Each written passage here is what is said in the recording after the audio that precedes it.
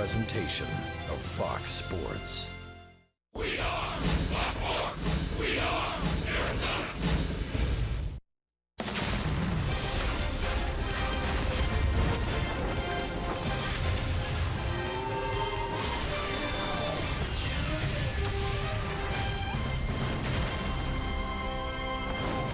Lower downtown Denver, the Diamondbacks with a chance to finish 7-1 on this road trip by taking 2 of 3 from the Rockies. A win moved the D-backs into a tie with Colorado before we finally head home to Chase Field. May have to dodge some raindrops here today. You never know. It's Denver after all.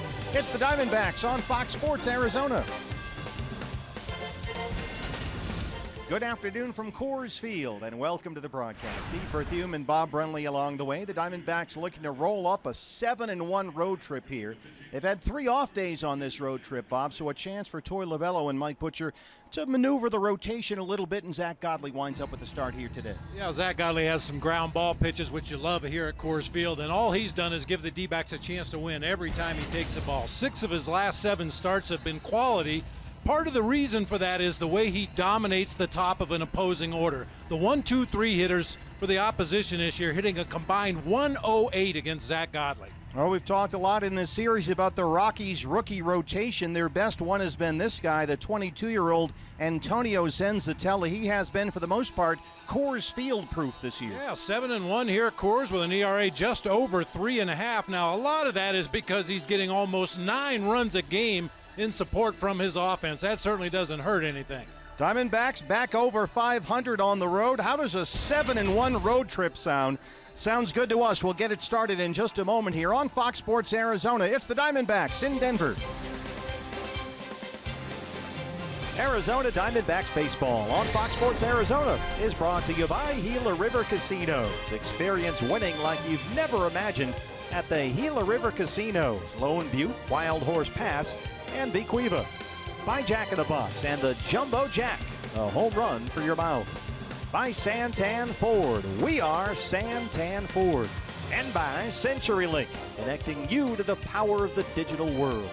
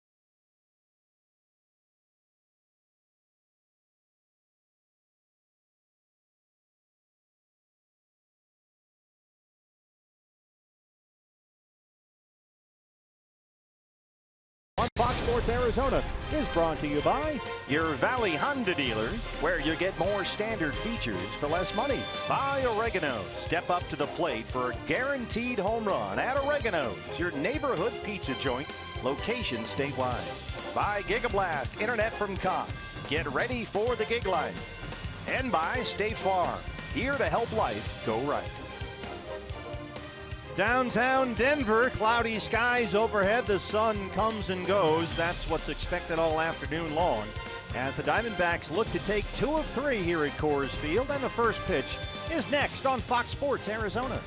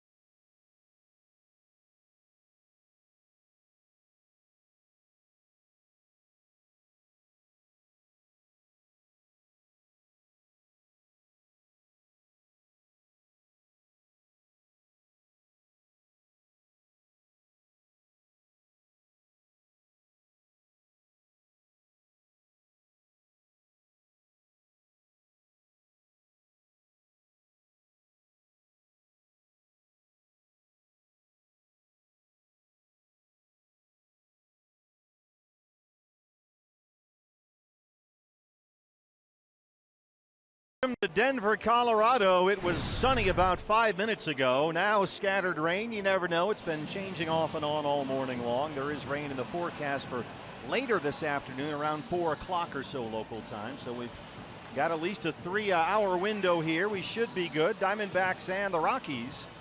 And Torey Lovullo looking today for some energy from the bench players. He likes what they have to offer.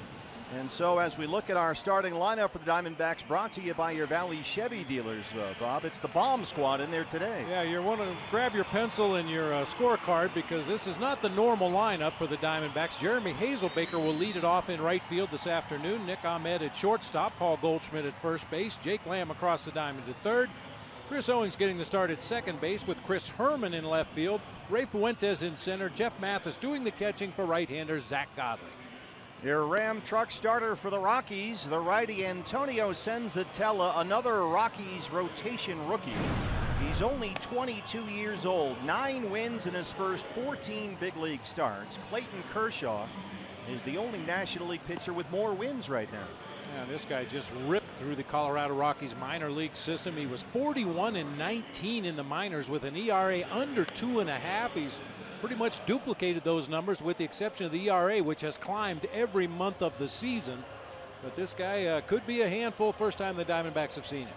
Let's take a look at Colorado defensively. That's brought to you by Nationwide Vision Centers. Raimel Tapia will play left field this afternoon with Charlie Blackmon in center. Carlos Gonzalez over in right. It'll be Arenado and Story on the left side of the infield with Lemahieu and Desmond today on the right side. Tom Murphy doing the catching for right-hander Antonio Senzatella. Our plate umpire this afternoon is Alan Porter. He'll have the balls and strikes. The crew chief Ron Culpa's at first base. Chad Whitson at second. And Corey Blazer is the third base umpire today. And before we get started, BB, time for your Valley Honda dealers. Key to the game. Well, to quote Michael Lee a day, better known as Meatloaf, 2 out of 3 ain't bad. He mentioned 6-1 already on this road trip. Even with a loss today, you would take those numbers on the road all season long, but they'd really like to take 2 out of 3 from the Rockies, establish your dominance. They can leave here tied with Colorado in the NL West. A win today would move the Diamondbacks to 46-27, the best start in their history. We are ready to go here. Warm and overcast in lower downtown Denver. Jeremy Hazel Baker in right field will lead it off against Antonio Senzatella. Glad you're with us this afternoon. Diamondbacks baseball here on Fox Sports Arizona. And there's strike one. We're underway. That's the Senzatella fastball. Will sit in the mid to upper 90s. He also throws a hard slider, an occasional straight changeup. He likes his fastball. Will throw it a lot when he's behind in the count. Hazel Baker so far has walked and struck out in the series. He had a couple of singles in his last start. That was Sunday at Philadelphia. He was out there in left field, had 2 hits.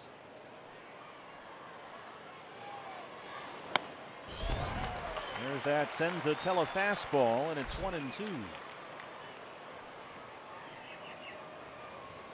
As Bob mentioned, one thing you cannot overlook about Antonio Senzatella on his way to 9 wins so far, nearly 9 runs per game in his 14 starts, the highest run support average in baseball.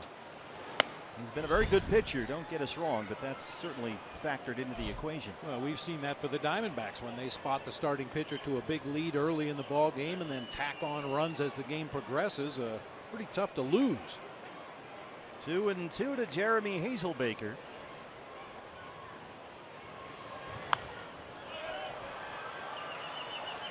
Bud Black says there's a calmness to this fella that they like a lot. Senzatella. He won his previous start.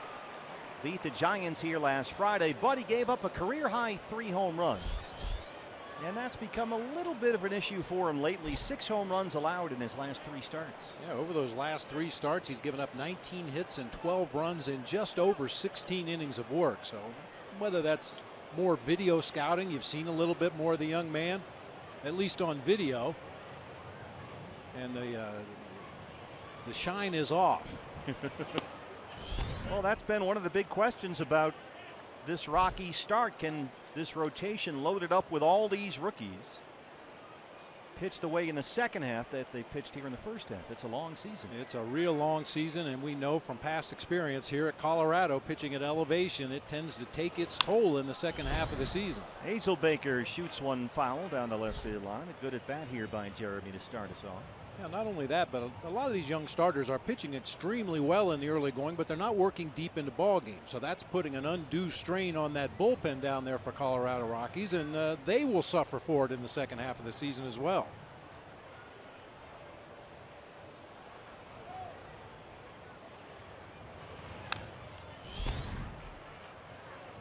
Well, they like to call Antonio Senzatella the Little Prince, El Principito. He is from the same area of Valencia, Venezuela that produced King Felix Hernandez. So he's King Felix. This is the Little Prince.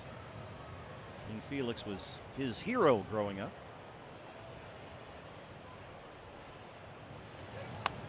And Jeremy Hazel Baker with a tremendous at bat to start us off, a leadoff walk.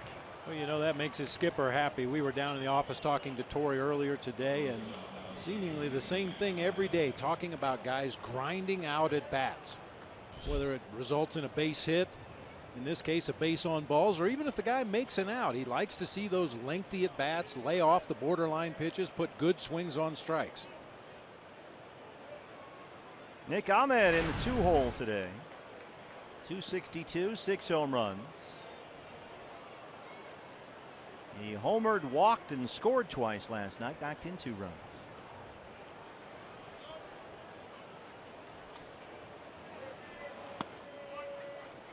Breaking balls in there for strike one. This was Ahmed last night in the 7th. How about going the other way? Yeah, shoulder high fastball up and out over the plate. He barreled it to right field, got it up there above the out of town scoreboard. Boy, with all the offense in the game last night, you would have thought there had been 6 or 7 home runs hitting the game. It's amazing. Third base, Arenado. They get one with Lemahieu, and that's going to be it.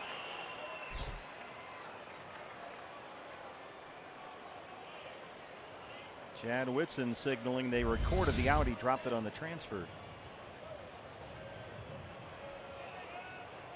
Boy, Arenado got rid of that ball so quickly that DJ LeMahieu was a step or two short of the bag at second when he took that throw.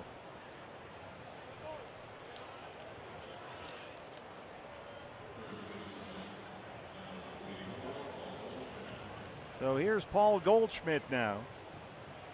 329 and 17 home runs. Goldie second in the majors in both RBIs and OPS.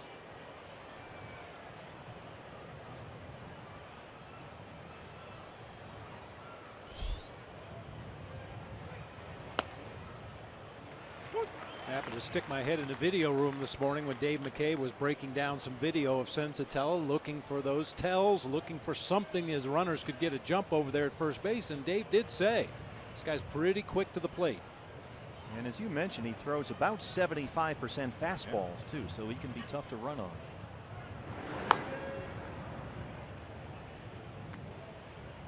But if he's got a weakness, Dave McKay will find it. Yeah.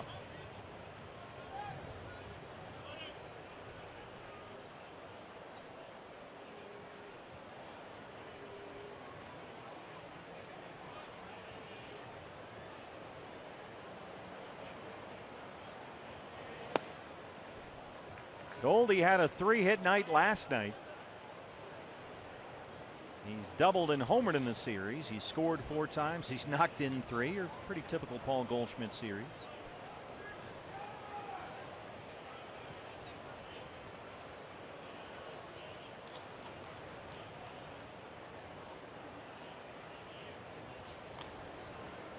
One of those games where, because of a big inning and a big lead, Torey Lovullo was able to give Goldie half the night off or so. It all adds up.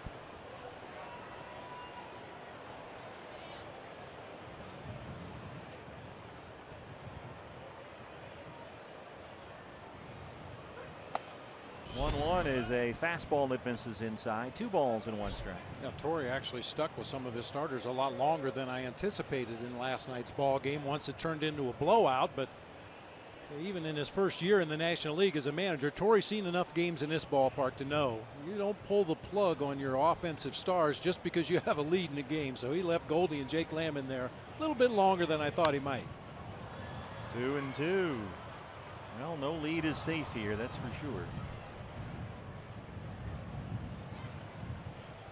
Diamondbacks 3-5 versus Colorado this year. They've won 2 of 3 here at Coors.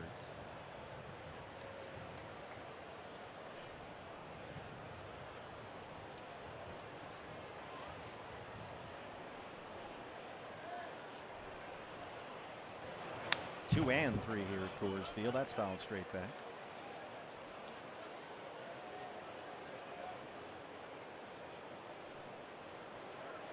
Already turning into a long inning for this young man. And the Major League RBI leader is on deck.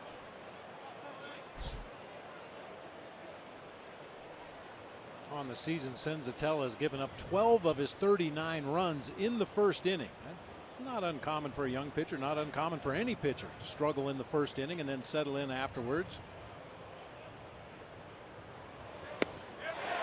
Knock him out on the 2-2 pitch. There's that slider. First strikeout for Senzatella, 2 down. It's not a big breaking slider. It's tough to get a slider to break in this ballpark, but it does have just enough downward movement that Goldie swung right over the top of it. Jake Lamb now. 287, 16 home runs for Jake. Number 1 in the major leagues with those 61 runs batted in.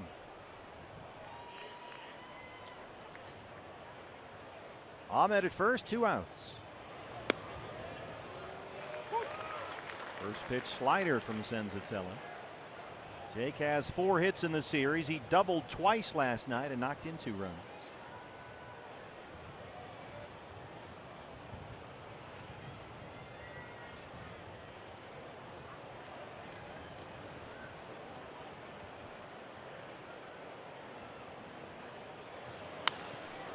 Sends that one out to Cargo in right.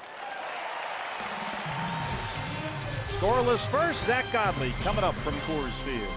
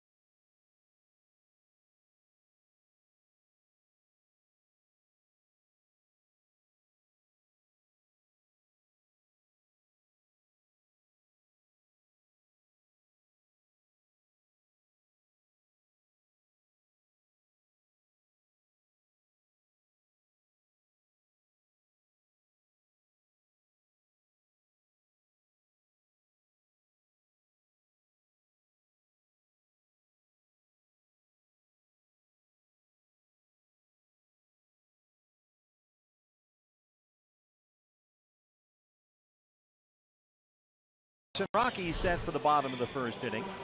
And your Ram truck starter for the Diamondbacks is one of the unsung heroes of this season, Zach Godley. 8 starts with a 2.34 ERA. He's given up only 36 hits in 50 innings. Coming off a real good outing against the Phillies. Earlier on this trip, went 5 2/3, gave up 1 run on 5 hits, a career high 8 strikeouts in that game for Zach Godley.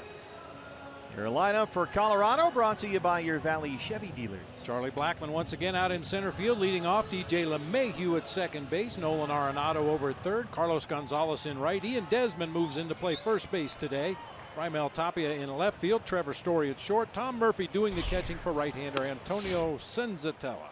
Strike one to the leadoff man, Charlie Blackmon. 324, 15 home runs.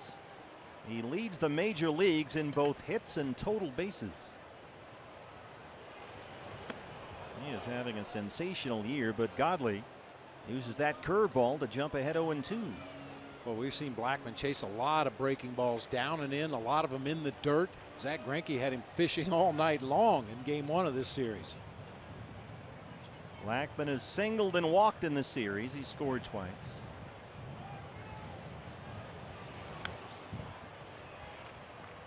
Godley so often we anticipate this afternoon that when he's got 2 strikes on a hitter, he's going to that curveball. It has been a big weapon for him this year. Yeah, it'll be interesting to see how it breaks here at Coors Field today. Yeah.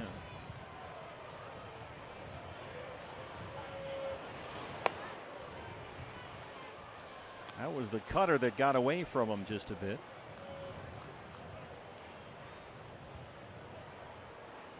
DJ Lemahieu, last year's NL batting champion, on deck. That's headed toward the left field corner and slicing foul. Zach Godley has not allowed a hit in the first inning in any of his 8 starts this year. Opposing hitters are 0 for 24 against him in the first inning this season. 1 walk, 10 strikeouts. Nice. Well, you take it first, second, and third inning. He's allowed only 2 runs in 24 innings all season.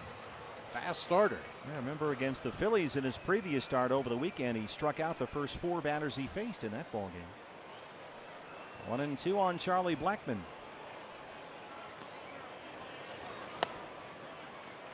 Missed with a fastball. That's that sinking 2-seamer. 2-2 now. How about those kicks? It's a good look for him. I like the high socks for Zach.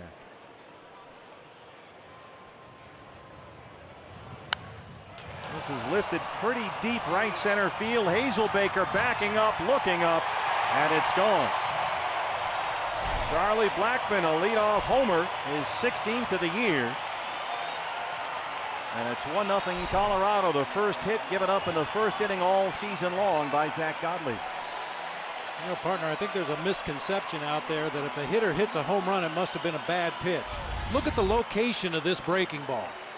That's almost on the ground, and somehow Charlie Blackmon gets down underneath it, gets the barrel on the ball, and rides it out of here into the D-backs bullpen in right center field. Just the 4th home run given up all year by Zach Godley. So the Diamondbacks, just like last night when they won 16-5, are trailing early 1-0. Here's DJ Lemahieu.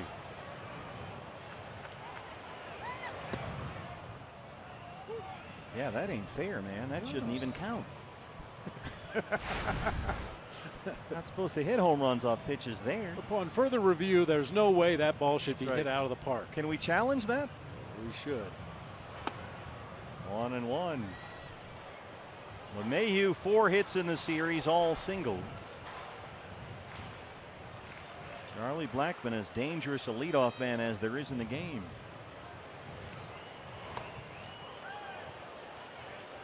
Tied him up inside with that 2-seamer. It's 2 balls and a strike. Little discussion here with Alan Porter, the plate umpire. And he's hearing about it from Bud Black, and they're going to have a conference.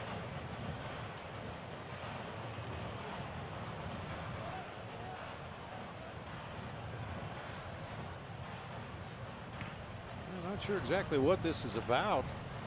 I believe the pitch was a called ball off the plate inside. It looked like LeMahieu checked his swing in plenty of time. I'm not sure what the controversy is. Did they think maybe it hit him? Well, in any case, we play on here. Now Torey Lovullo wants an explanation.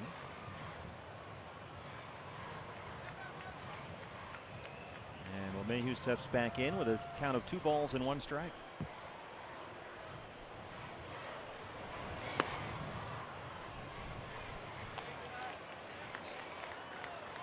Zach's stayed away from the strike zone with those fastballs lately. Not sure if that's by design or if he's having command issues, but he's behind now on LeMahieu 3-1 with Arenado on deck. That fastball's in there for a strike. Full count, 3-2.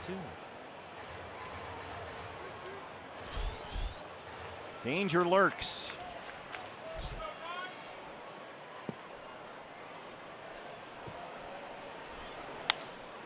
On the ground the other way to second. Chris Owings from the outfield grass spins and throws 1 away.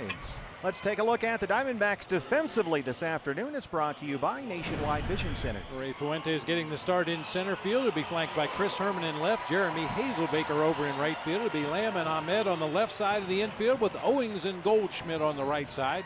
Jeff Mathis doing the catching for right-hander Zach Godley. Nolan Arenado.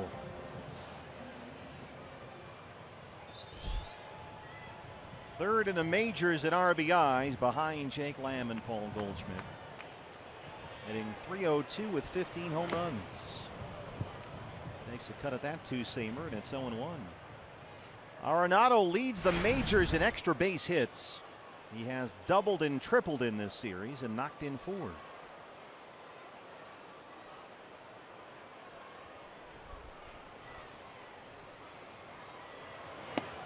No real defensive alignment out of the ordinary against Arenado, although Goldie is way off the bag at first. He's halfway to second.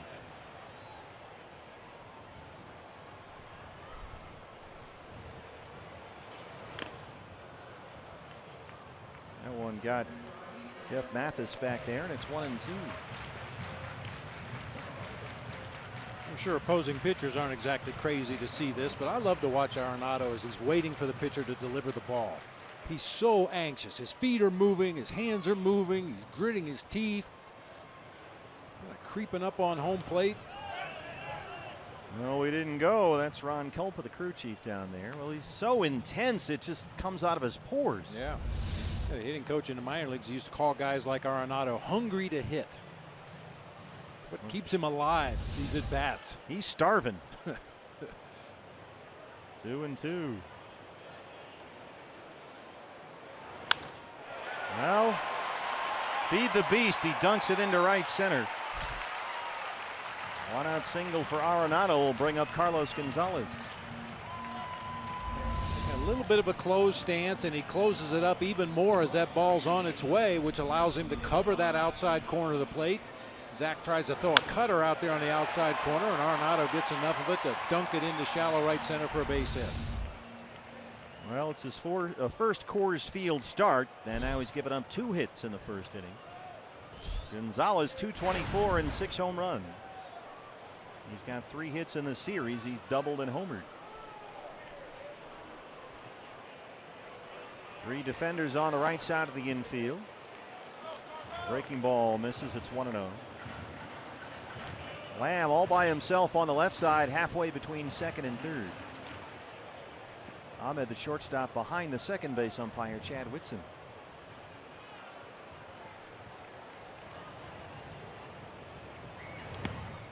Nice block by Mathis, but it rolls back toward the mound, and Arenado can walk into second. Yeah, it sounded like that one hit shin guard. You can see how far that ball ricocheted back toward the mound. Yeah, misses the glove and hits the right shin guard. Ricochets back out toward the mound. An easy 90 feet for Arenado right there. Wild pitch chart to Zach Godley. And now Arenado in scoring position. Still just 1 out. And a 2-0 count on Gonzalez.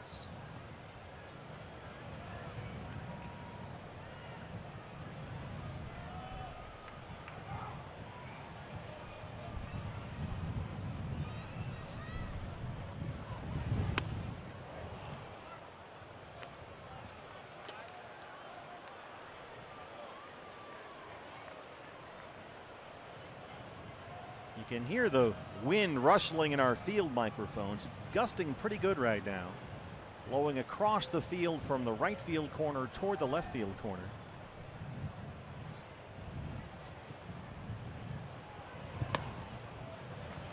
Three and one.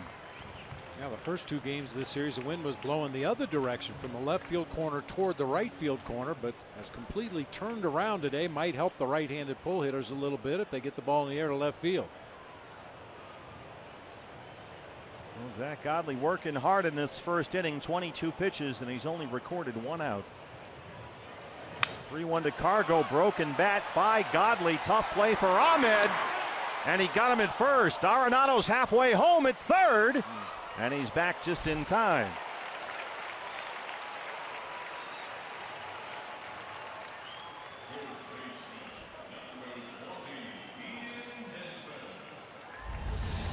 Nice play by Nick up the middle of the field. I think if Goldie had this play to do over again, he would run right at Arenado. Just run straight across the diamond at him. That little soft toss to home plate gave Arenado enough time to get back to the bag at third. If you run at him right here, make him commit one way or the other, then throw to the appropriate base, you might have had a chance to double him off. So he's at third with 2 outs for Ian Desmond. Desmond singled twice last night. 283 and 5 home runs.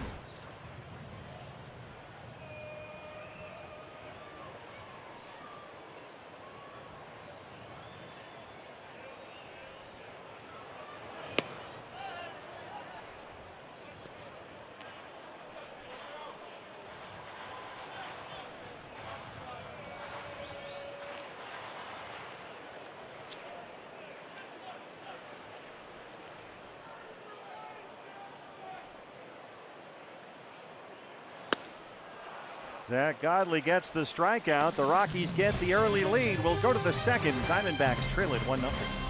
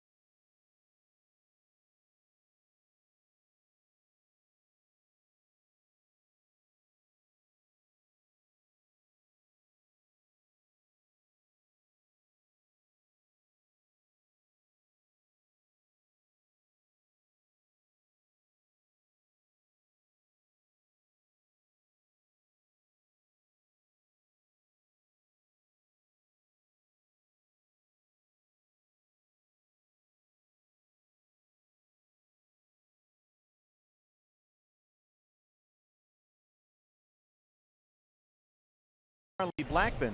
Diamondbacks down 1-0 as we start the second inning. Time now for the Coors Light Cold Hard Facts. Not a bad road trip so far, eh? Yeah, 6-1. They've averaged 6.1 runs per game. They're hitting .320 as a team, .312 with runners in scoring position, and the team ERA under 2.5. Getting it done. Chris Owings will lead off the second.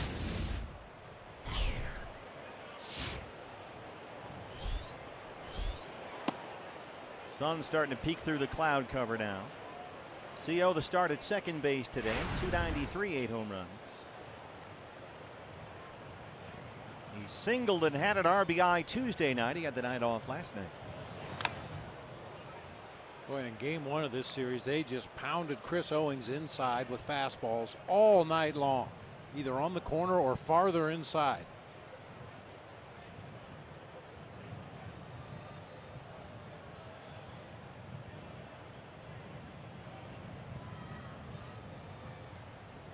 Well, he's got those quick hands. That's where he likes it. But as you say, sometimes they're a little too inside.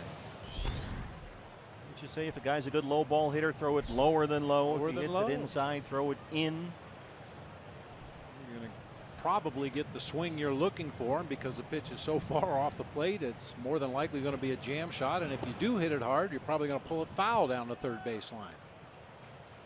Seeing a lot of sliders so far from Antonio Senzatella. That's his other pitch besides that fastball. But he seems to be throwing a lot more than he normally does.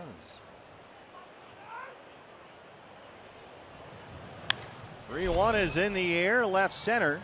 Toppy is out there with Blackmon. Charlie Blackmon's got it.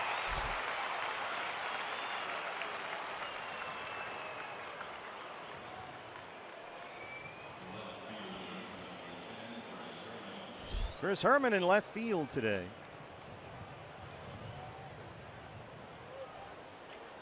Herminator has walked and flied out in this series. 160 on the year with 6 homers.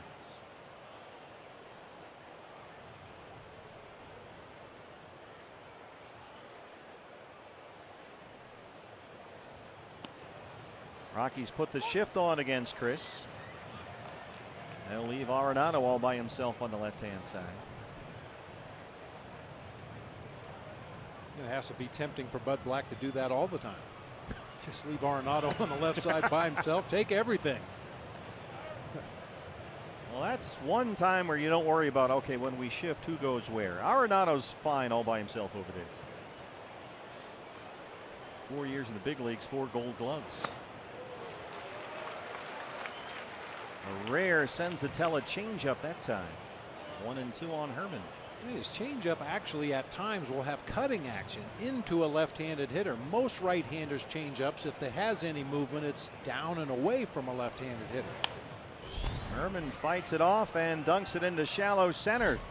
A 1-out single, first hit today for the Diamondbacks. Hey fans, a D-backs home run today means a free jumbo jack tomorrow at participating Jack-in-a-Box locations with the purchase of a large drink. Ray Fuentes in center field today. Well, his bat has really come alive as of late. Now at 246 with a home run.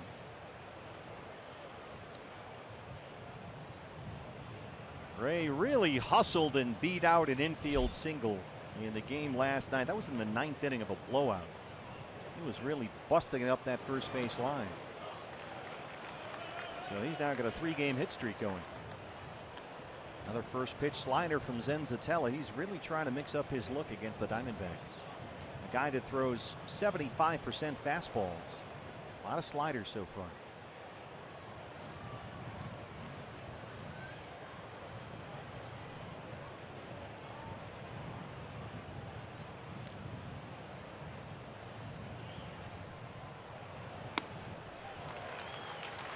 Here's another one, and it's 0-2. Senzatella's been beating guys basically with the 2 pitches, fastball, slider. Occasional changeup, he'll sprinkle one in there from time to time. But he throws strikes, he moves it around the zone, he uses all 4 quadrants of the strike zone, and he's been very effective. Fastball up, and it's 1-2.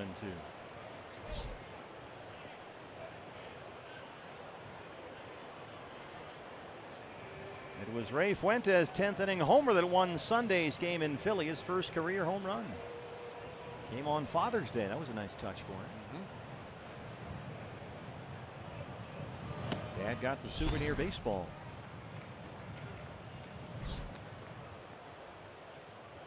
We'll see the Phillies again starting tomorrow as we open up a long homestand at Chase Field. Fans, get your tickets at dbacks.com.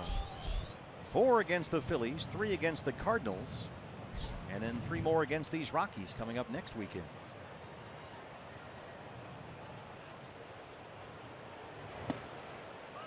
Good at bat here by Ray. Seen some sliders. He's laid off some fastballs, and he's worked at full 3-2.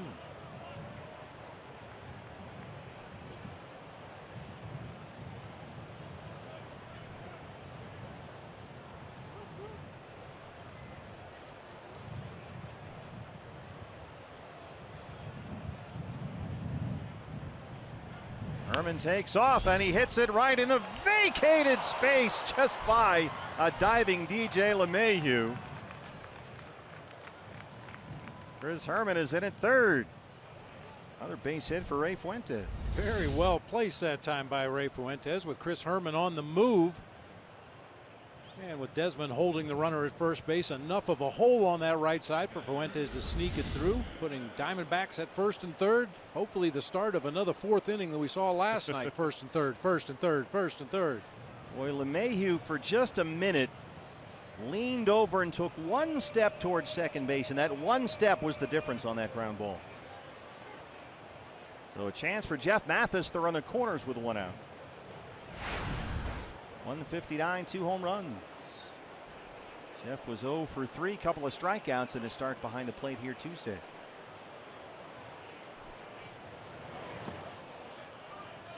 And as you mentioned, Bob, they think that Senzatella is pretty tough to run on. You've got the 8 and 9 hitters coming up. You've got some good speed at first base in Fuentes.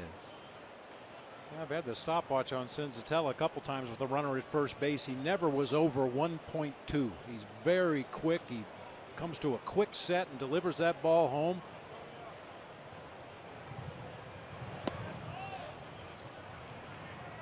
Slider from Senzatella missed. It's 2-0. Now Murphy wants a word. That doesn't mean you can't run on a guy if he has real quick times to home plate, but you may choose to hit and run rather than attempt a straight steal.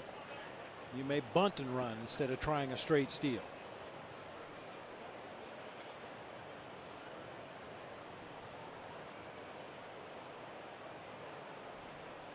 What's the difference in this situation between a hit and run and a run and hit? Hit and run, the batter is supposed to swing at the ball no matter where it is. The idea is you're protecting the runner. On a run and hit, that runner at first base is trying to steal the base, and if the pitch is to your liking, go ahead and swing at it, but you don't have to. A run and hit, the emphasis is on the run. We're trying to steal a base. On a hit and run, the emphasis is more on the batter to protect the runner. So it's like a bacon and eggs philosophy. There's the tapper over the glove of Senzatella. Herman comes home to tie it up. Fuentes in at second, and they just do get Mathis.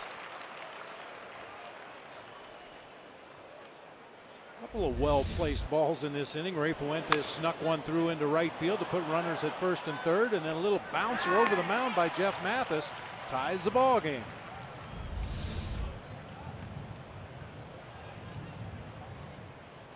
RBI for Mathis brings up the pitcher Zach Godley.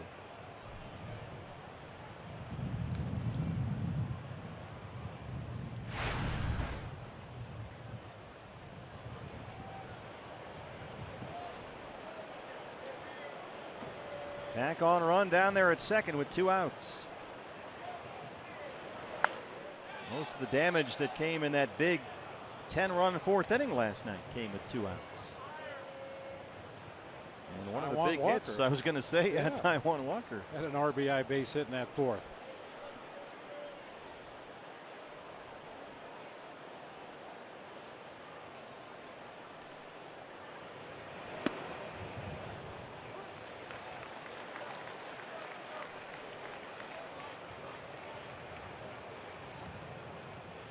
As Taiwan got his second consecutive win in the start last night, coming off that blister problem.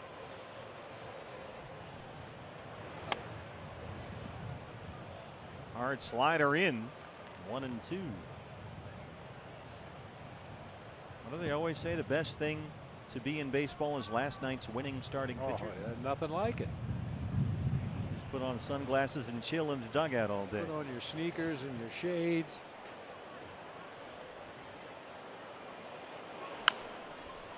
There's a bouncer in the hole. Fuentes has to avoid the baseball. Arenado just does get Godley at first, but the Diamondbacks get the equalizer across. We're tied at 1 in Colorado.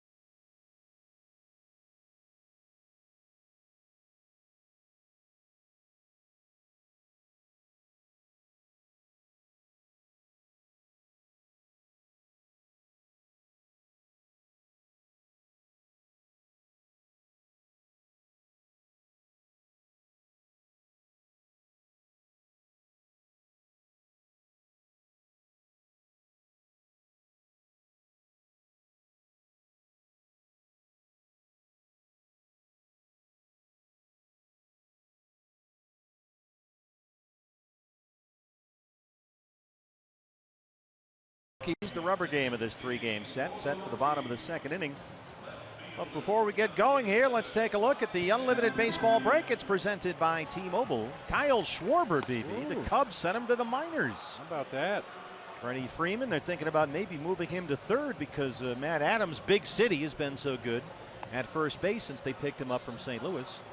And the Royals suddenly making noise in the American League Central. They're 9-2 in their last 11. They're only 3.5 back. So maybe they won't trade Lorenzo Cain and Mike Moustakas and Eric Hosmer, everybody, like people thought they might this year. A lot of those guys are coming up on free agency. 1-1 ball game now for Zach Godley after a long first. And Raimel Tapia will lead off the Colorado second. Tapia in left field today. This guy's a very exciting young player, only 23, does a lot of things well. He tripled and scored last night, 1 for 3 in the series, Tapia. Nick Ahmed checking in with Zach Godley before we get started.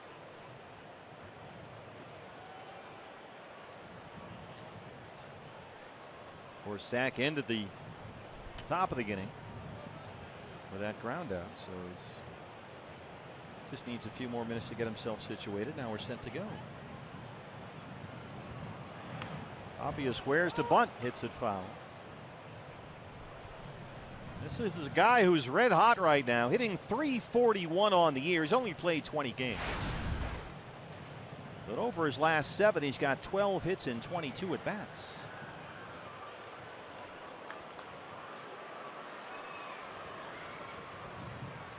Bud Black, the skipper. Mike Redmond, the bench coach, on the left there.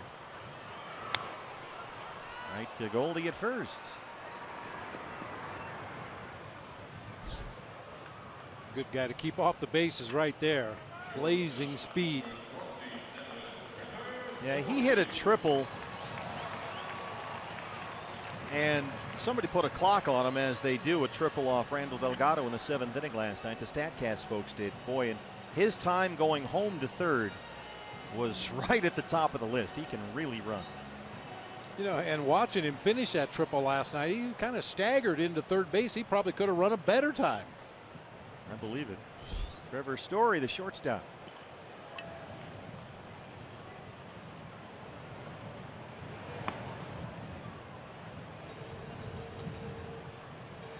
Trevor Story 0 for 4 last night, couple of strikeouts. He singled twice in Tuesday's series opener. 229, 10 home runs. That's another one off the mask of Jeff Mathis.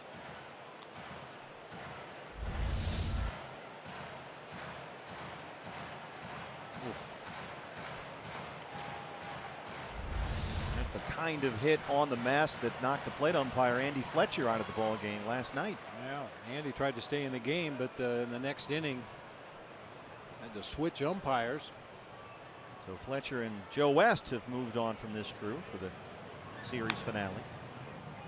That's foul, and it's 1-2 on Trevor Story. Zach Godley, after that long first, could really use a nice quick second inning. Godley a 26 pitch first.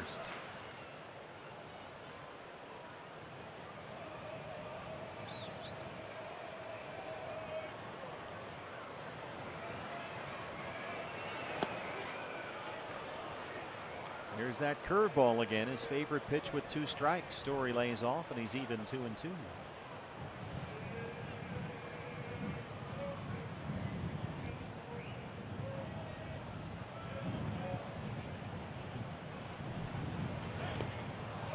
Chases that one outside. Another curveball from Godley. Then he gets his second strikeout. Hey fans, the day after every Diamondbacks win, get 50% off all pizzas at regular menu price using promo code DBACS50 at papajohns.com. The catcher for the Rockies today, day game after the night game, it's the backup Tom Murphy. Only 3 games this year. 0 for 7 with 3 strikeouts. He just came back from a broken right forearm suffered during spring training. Got hit on the arm by Anthony Rizzo's bat after a swing and a miss. So he missed nearly 70 games. This is a guy they like a lot. He's got good power in that bat. They really like where they are, the Rockies, with their catchers right now. Got Tony Walters, who's the #1 guy. Murphy, who brings you some power from the right side, as the #2 guy. And your #1 guy is a left-handed bat. You're going to see more right-handed pitching than left-handed pitching over the course of the season. And I mentioned it first 2 games of the series. Walters really has adapted well behind the plate.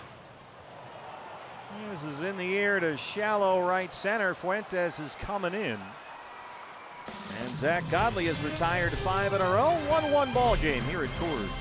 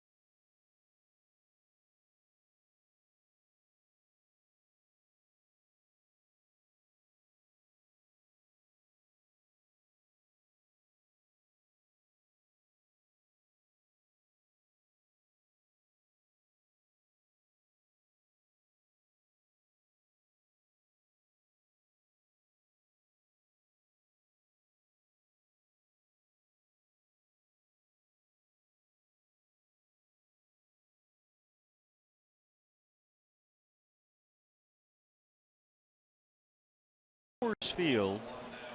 D-backs and Rockies tied at 1 as we start the third. Marlins Park in Miami will be the site of the All-Star game coming up as the big event of the summer fans hit South Beach. Baseball's biggest stars take the field for the MLB All-Star game. It's coming up July 11th only on Fox. Yeah, partner, if they ever start stocking that pond out there in center field, I'm going to make a comeback as a bullpen catcher. And yeah, we'll lose you for the whole series. There's no question about that. It is a very scenic area out there. A lot of pine trees and stuff for the bullpens. You got that lovely stream out there. A lot of D-backs fans will remember Miguel Batista out there amongst the fauna and flora playing his flute during a game. They had to stop the game because he was standing out there amongst the trees right in the batter's eye line. Hazel Baker to center. Drops one in front of Charlie Blackmon. Jeremy Hazel Baker in the leadoff spot today. So far a walk and a single. What was he just having a moment out there? Like a pan flute kind of a deal? Yeah, Miguel was very active with the Native American issues back in the Valley. And at one of the events that he went to, they presented him with a ceremonial flute. And he was bound determined he was going to learn how to play it. Used to bring it on the road trips. You'd hear him in the laundry room or the lunch room, out in center field in the batter's eye. As good a place as any, I guess. Nick Ahmed.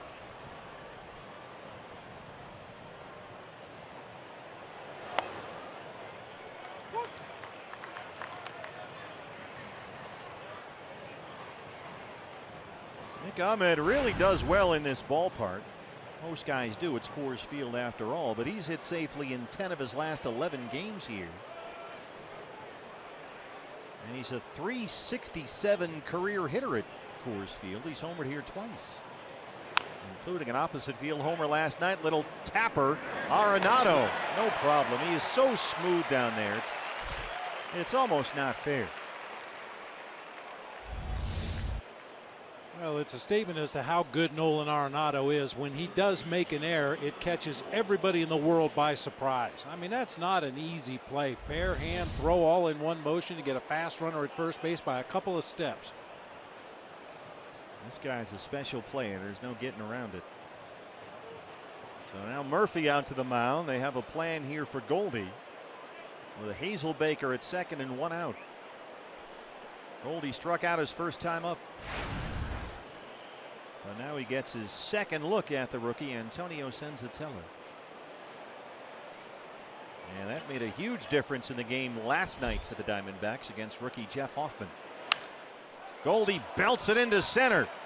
Hazel Baker will come around and score another RBI for Paul Goldschmidt. That's number 61 on the year to tie him with Jake Lamb for the major league lead. And it's 2-1 Diamondbacks.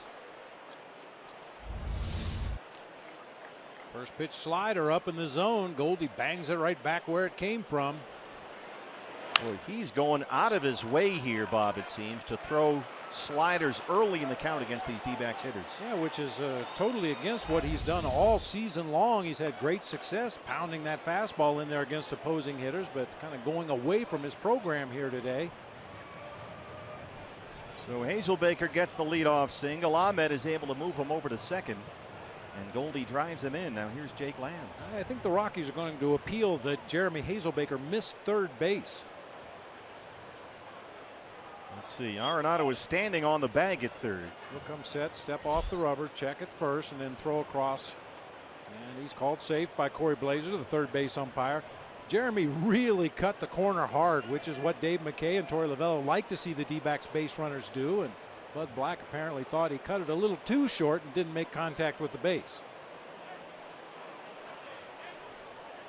Jake lined out to right field his first time up.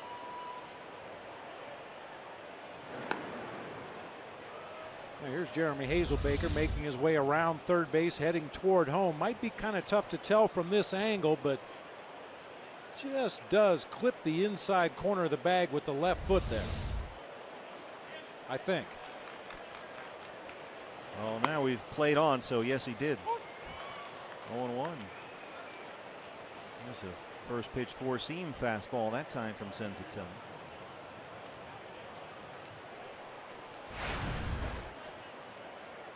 Jake with a 7-game hitting streak. He's hit safely in every game on this road trip.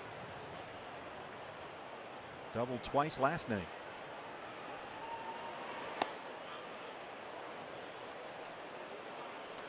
Doubles up on the fastball, and it's 1-1.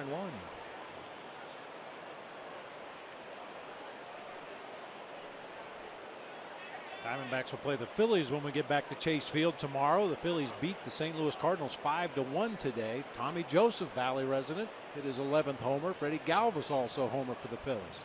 Phillies have not named a starter for tomorrow's game. Patrick Corbin goes for the Diamondbacks. Fastball catches the corner, down and away. It's 1-2.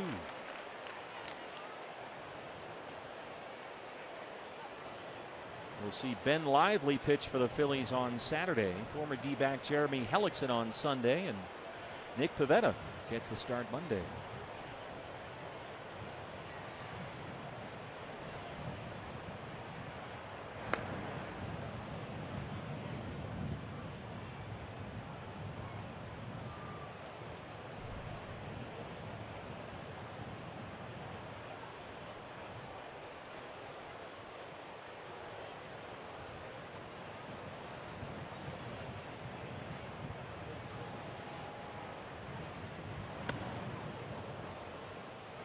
Fastball almost hit Jake, and it's 2-2.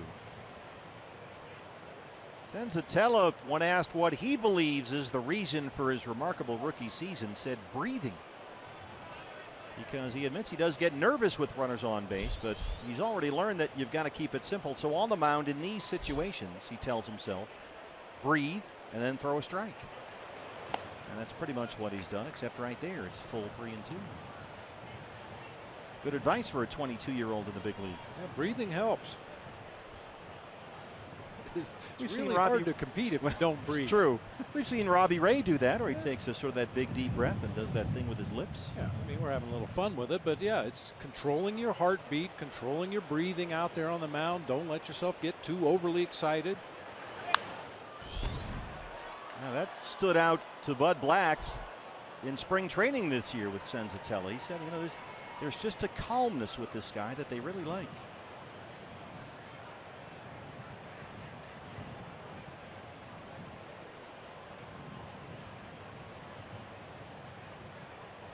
Goldie at first, 1 out, 3 balls and 2 strikes to Jake Lamb. Goldie takes off, and that's ball 4. Another walk for Jake Lamb. The walks keep piling up for Lamb. 2 on, 1 out. Chris Owings will be the hitter. Second walk in the game issued by Senzatella. So now he really better start breathing. Well, you know, it's something that's kind of fun if you keep your eye on it the rest of the season. If you're at the ballpark or watching a game on TV, how many times they take a shot of the pitcher and he's out there like he just finished a marathon.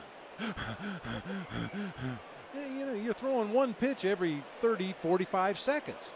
You shouldn't be winded out there on the mound. I think that's when some pitchers get a little too caught up in the moment. They start breathing faster. Their heart starts beating faster. Makes it much tougher to execute pitches.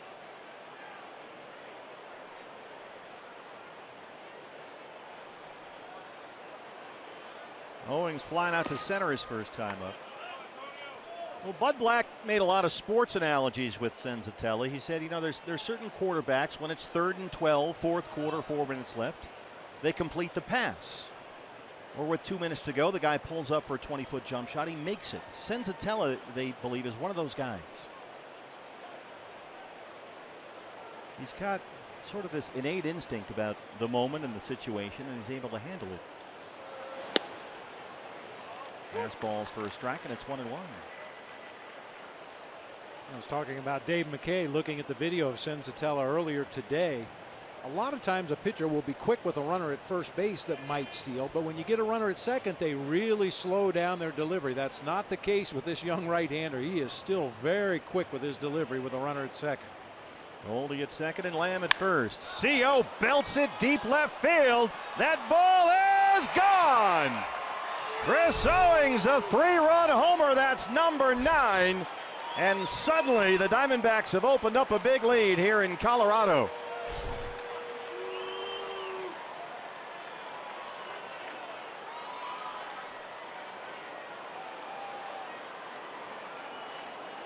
Well, that looked like the home run he hit in Philadelphia, a line drive rocket. Down and in at 93. Oh, nice. Down and through it. Got great backspin on that drive to left field. Tacos, BB. Oh, already. Tacos for breakfast. And the Jumbo Jack all in one shot right there Nice. for you. Chris Herman. Jumbo Jack off the bat of Chris Owings. A free Jumbo Jack tomorrow with the purchase of a large drink at Jack in the Box. 407 feet. The line drive homer by Owings has made it 5-1 Diamondbacks. Chris Herman, the left fielder today, he singled and scored in the second. Came home on a Jeff Mathis ground ball to tie the game at 1. And now the Diamondbacks have plated 4 here in the third.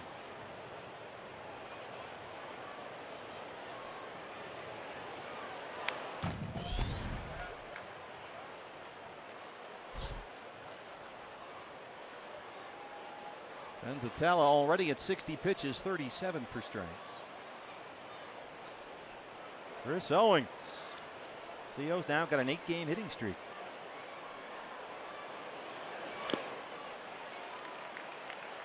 Murphy can't hang on. It stays 2-2.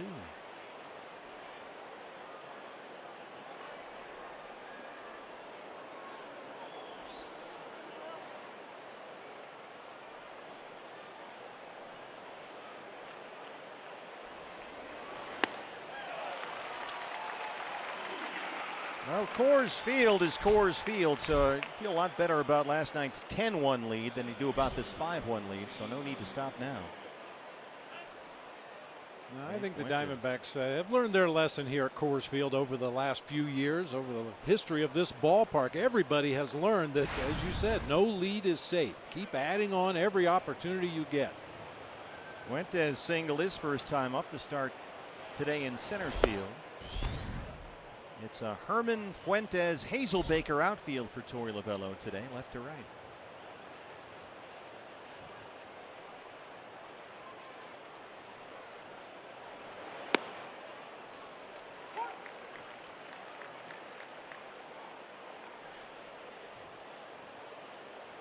Hazel Baker, a walk, a single, a run scored.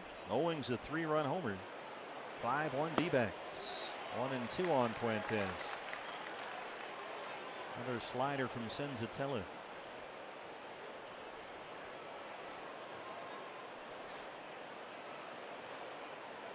Diamondbacks trying to finish up this 8-game road trip, 7-1. Fastball away, missed. It's 2-2. A win here would give them 2 of 3 from these Rockies, and they would move into a tie with Colorado in the NL West. Just a smidge behind the Dodgers. Broken bat. Arenado's there. He's got it in fair territory. But the Diamondbacks put 4 on the board in the third. It started with a Goldie RBI single, and then Chris Owings comes up and hits his 9th home run this year, a 3-run shot. We're at Coors Field where it's 5-1 D-backs.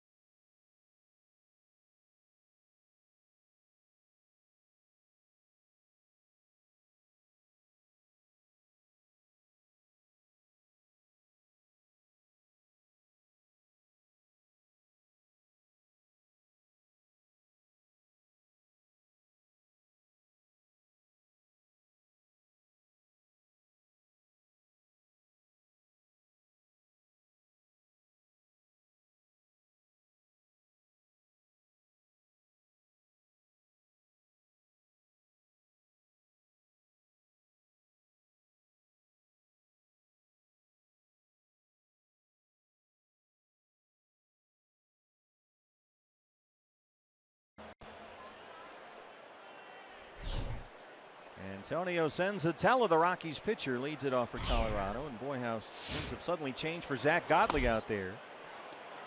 Zach today gave up a leadoff home run to Charlie Blackmon. One batter in, he was down 1-0. But boy, he sent down 5 in a row and suddenly finds himself holding a 5-1 lead. It was a bumpy first inning for Zach. 26 pitches in that first, but he bounced back with a 10-pitch second.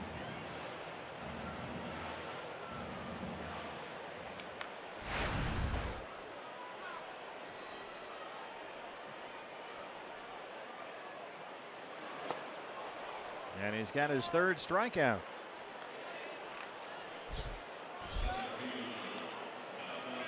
Hey fans, this weekend's D-backs baseball games will be televised in Spanish on the Fox Sports Arizona Plus channel against the Phillies. Coverage begins tomorrow at 6:30, presented by your Valley Honda dealers and streaming live on Fox Sports Go.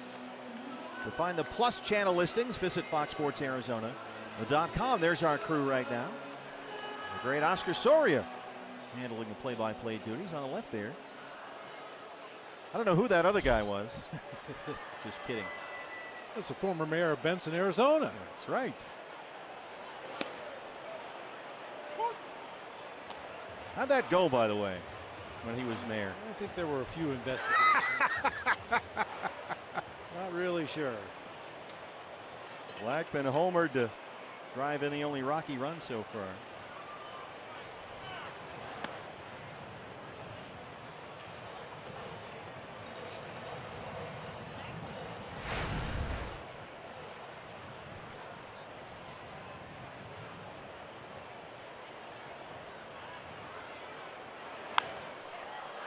It's drifting toward the seats and out of play. 1-2.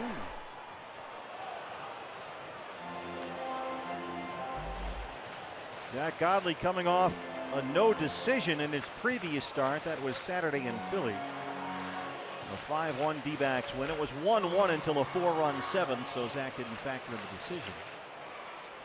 But he finished that game with a career high 8 strikeouts. He's punched out 3 so far today.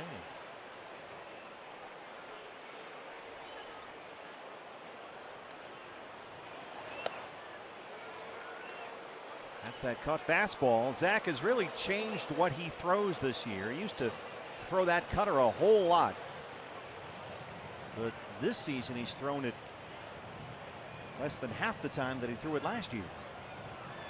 So it's a little more effective, he believes, against these lefties. They don't see it as often, and suddenly here comes the cutter boring in on their hands. 3-2 on Blackmon now. A lot more curveballs, a whole lot more sinkers from Godley this season. Fewer cut fastballs.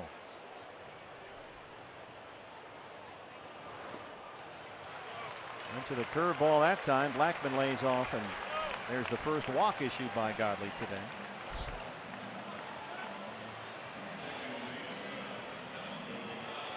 Brings up DJ Lemahieu, who grounded out his first time up.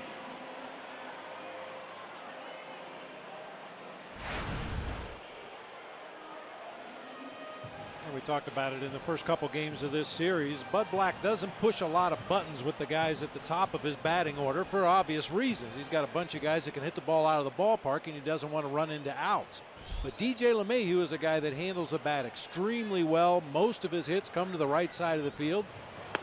This is a potential hit and run situation for the Rockies here.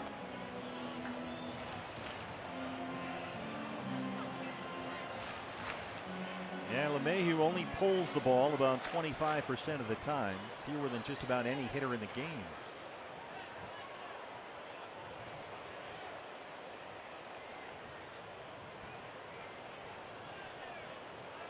But this is a situation in which Godley will maybe bore in with the sinker in on that right-hand hitter. That's the pitch that has got him so many ground balls this year. Got a ground ball rate this season of better than 60%, top 10 among all major league starters. A hard two-seamer missed that time, and it's 2-0. Zach with 3 ground ball outs so far today.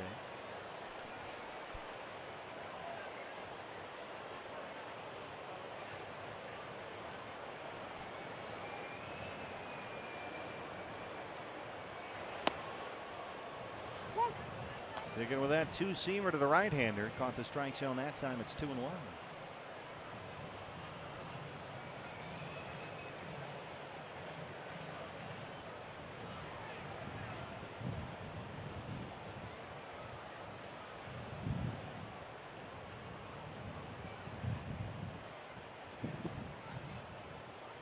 Blackmon holding at first.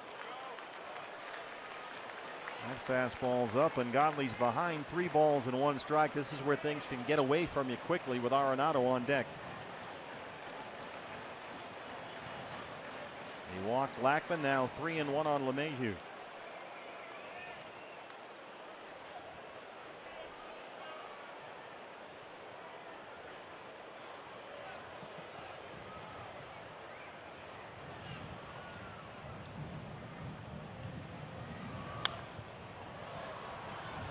Three and 2. Back to the sinker that time.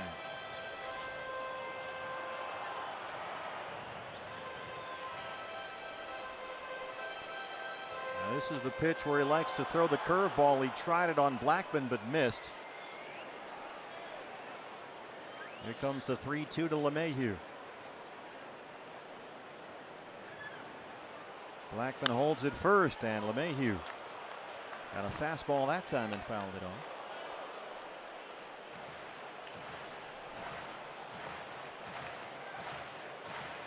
We talked a lot this year about the number 2 spot in the Diamondbacks order. What a great spot that is to hit in, behind the leadoff guy, whoever that happens to be on a given day, and in front of Paul Goldschmidt. Well, DJ LeMahieu's got a pretty comfortable rocking chair right here too. Off the glove of Godley. What a stop by Owings. Ahmed turns it. What a play. Godley deflects it right to Owings, and Nick Ahmed converts the double play, and there's that ground ball that Godley was looking for. We're through 3. It's 5-1 Diamondbacks.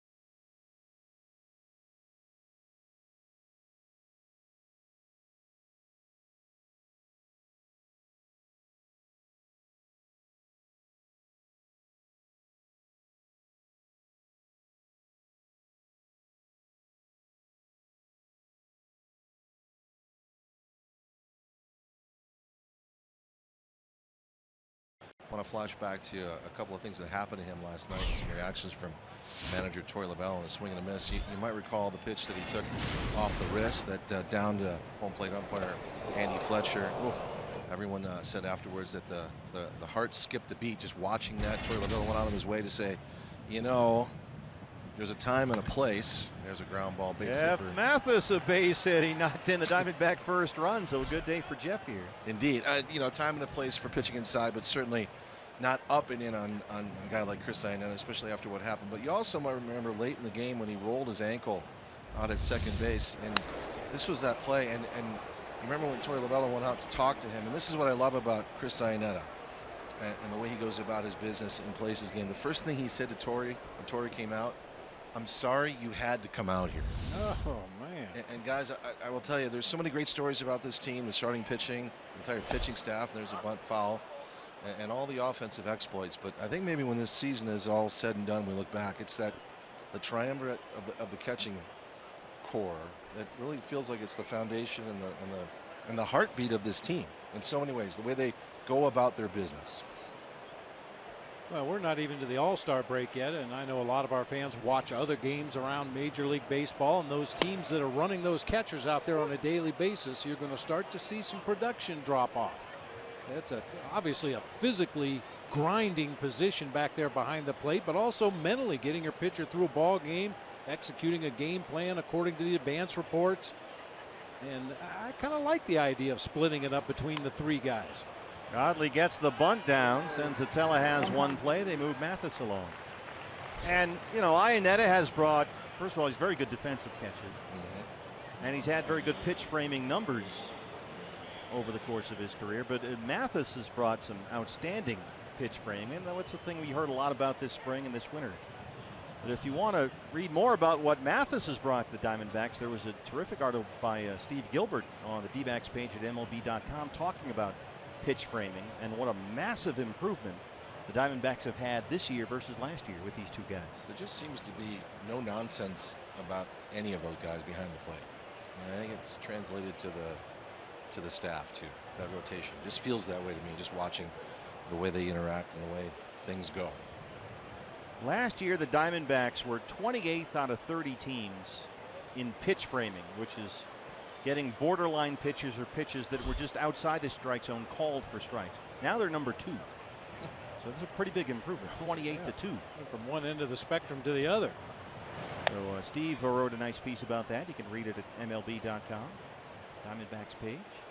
Yeah, and being a former catcher, pitch framing, it helps a lot if your pitcher throws the ball close to the target. You know, if you're set up low and away on a right-handed hitter and he whistles one up and in, it's pretty tough to frame that pitch and make it look good. So it helps to have pitchers that have a real good idea where they want to throw the ball and what kind of movement it's going to have, and that helps the catchers out in the pitch framing. Yeah, you can't really frame pitches if the guy's throwing it all over the place. Yeah. You're just hoping to catch most of them. Hazel Baker has walked, singled, and scored a run. Bob, that has to speak to confidence then, right? When you're on the mound. Oh, yeah. I mean, if you're going to feel like you can get that. Yep. And we haven't even touched the subject of blocking balls in the dirt. All three guys have excelled at keeping that ball in front this year. Because a lot of times, as we know talking to Torey every day downstairs, the game plan many times calls for breaking balls in the dirt or splitters in the dirt or change-ups in the dirt. But that's the proper pitch to throw in a situation, and the pitchers have the ultimate confidence that any one of those three guys is going to make sure that ball doesn't get by. 2-1 on Hazel Baker. Mathis at second and 1 out. And so many times managers get the willies when that personal catcher thing comes up. Nobody wants to admit it exists, but Torey has embraced that because you've got Iannetta, who works so well with Taijuan Walker, and Herman, who works so well with Robbie Ray, and Mathis, who's paired up with Greinke. I mean, well, why not embrace that idea, no? You've got three guys back there. Let everybody get comfortable with each other and figure out your pairings. Boy, Hazel Baker from the leadoff spot. 2 walks and a single so far. Nicely done. Yeah, I think part of that issue with naming personal catchers is what happens if the personal catcher gets hurt. Now, is that going to be an issue, having one pitcher throw to a different catcher? I don't think it's quite to that point. I think Torey, if he had to, would put any one of the three catchers back there for any one of our starters. I don't think it really makes that much of a difference, but as trends have started to emerge and you're starting to see guys working together more consistently, yeah, if it works, stick with it. Steve Foster, the pitching coach, is out there. I mean, I remember the World Series back at Yankee Stadium when Damian Miller, who at that time for me was the best catcher in baseball, came up with a stiff neck right before Curt Schilling's start. And Schill had thrown to Damian all season long, and I went to Kurt and said, listen, Damian just can't go tonight. You're going to have to throw to Rod. And Kurt said, that's fine. But not all pitchers are as accommodating when you take their personal catcher out of the game. Oh, remember what the Dodgers had for years with Clayton Kershaw and A.J. Ellis. Ahmed sends one out to left. That drops in front of Tapia. Mathis coming home. Hazel Baker digging for third. And it's an RBI for Nick Ahmed and a 6-1 Diamondbacks lead.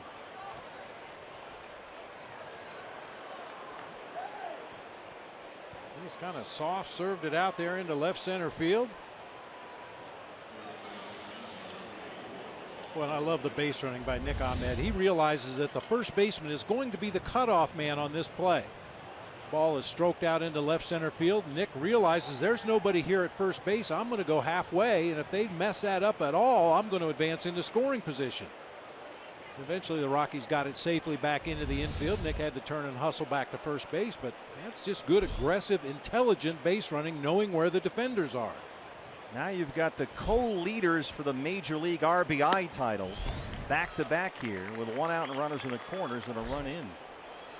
Goldie had an RBI single and scored his last time up. Lamb on deck.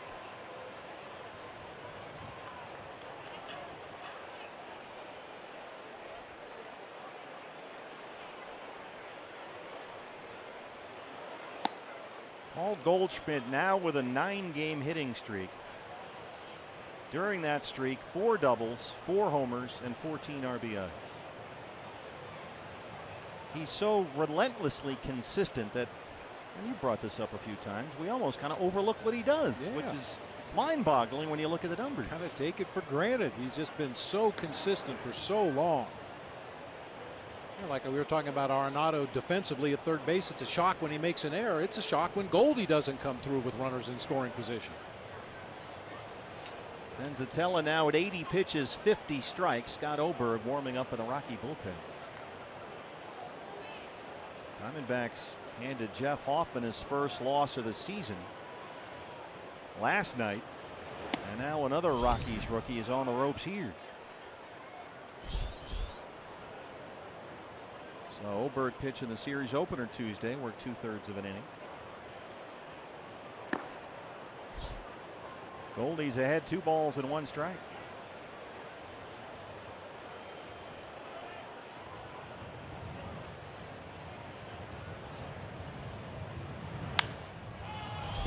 In the air, pretty deep right field. Gonzalez looking up, and there it goes!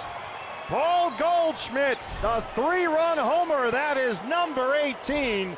And the Diamondbacks are doing it again here at Coors Field. It's 9-1.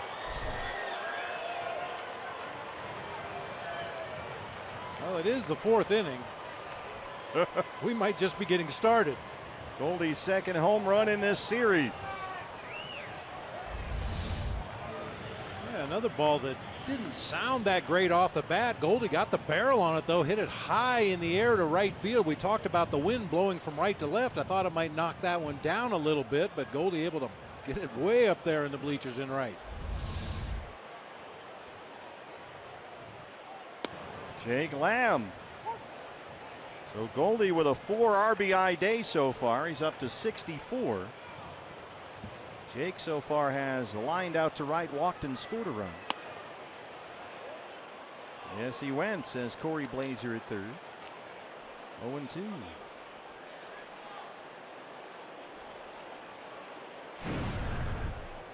Jumbo Jack, free Jumbo Jack tomorrow with a purchase of a large drink at Jack in the Box. Lemahieu's out there with the shift on and takes a base hit away from Jake Lamb.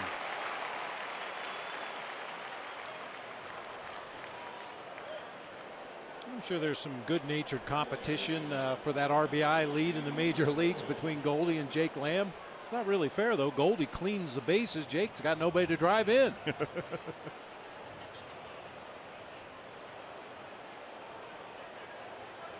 Goldie homered here Tuesday night. Last night had 2 doubles. No, pardon me. 1 double, 2 singles. And today a single and a home run.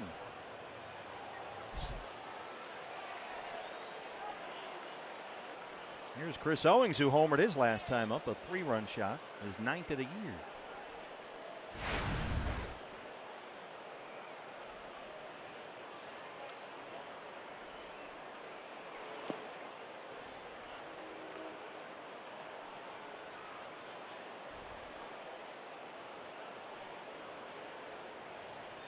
This is back-to-back starts for Senzatella. Gave up 5 earned runs his last time out against the Giants in 6 innings of work, and getting banged around here pretty good by the D-backs today.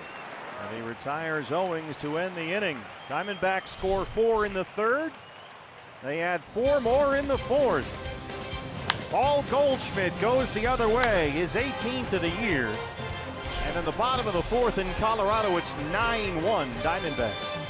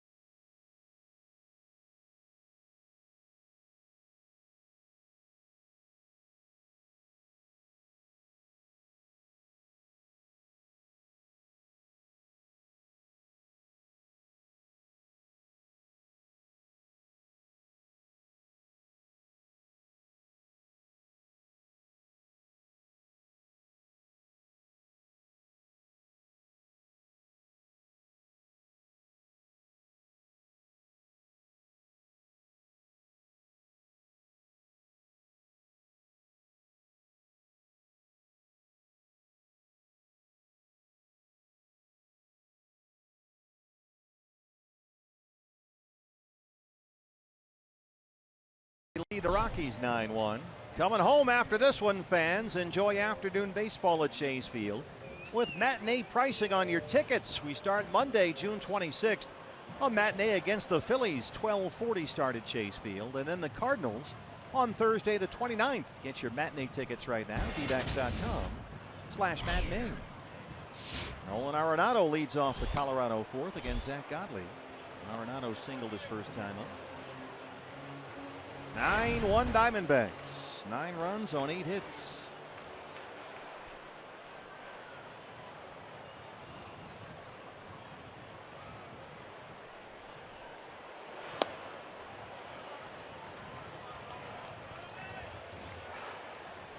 This is just like last night. Diamondbacks were down 1-0 after the 2nd inning on a Mark Reynolds homer. The Rockies had a very early 1-0 lead here today. Charlie Blackmon hit a leadoff home run. And now that 1-0 deficit is a 9-1 lead. Up into that win, and Hazel Baker runs it down on the way. That was a nice recovery by Jeremy Hazelbaker. Kind of lost his footing out there as he initially broke on that ball. Had to recover quickly and come running in to make the catch right there.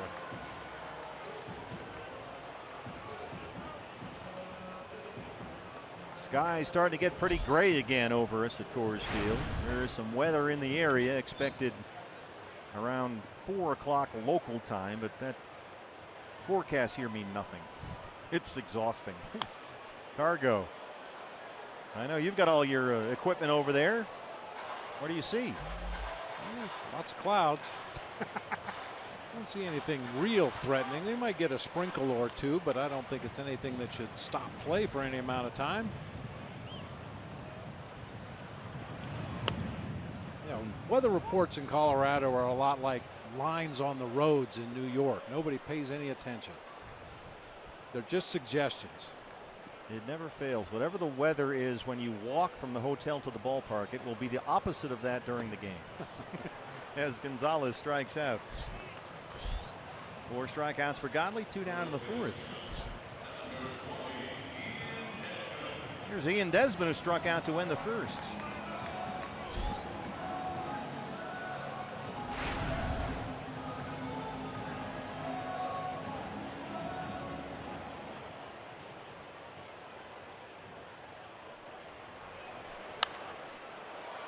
That's drifting near the seats. Goldie over there, and he runs out of room.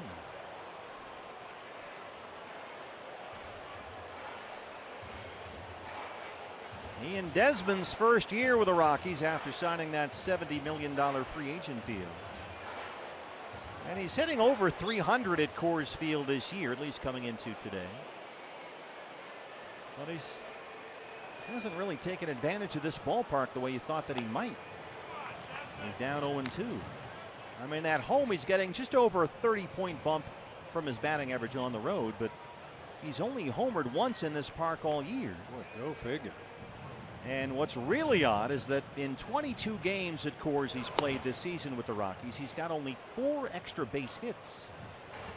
And when they signed Ian Desmond, it was a big deal. 5 years, $70 million, the biggest free agent position player they'd ever signed in terms of money. And he strikes out again. They thought he'd hit all kinds of doubles and homers, but it just hasn't happened for him yet. A 1-2-3 fourth for Godley. It's 9-1 Diamondbacks.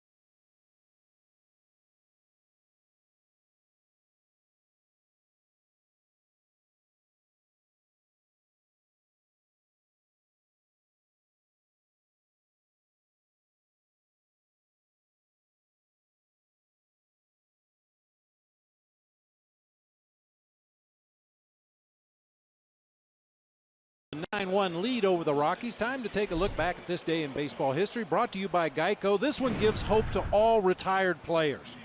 Back in 1999, even though he'd been dead for 51 years, Hak Wilson is awarded another RBI. His record total was 190. Now it's 191. I'm hoping that somebody's digging through the records of the Giants back in the 80s and find me a few more hits and homers and RBIs too. This guy's dead. Well, cross him off the list. The Herminator.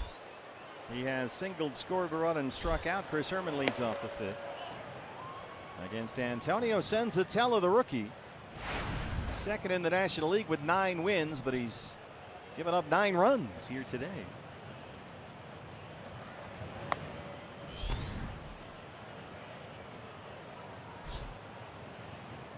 That Hak Wilson missing RBI was discovered by Jerome Holtzman.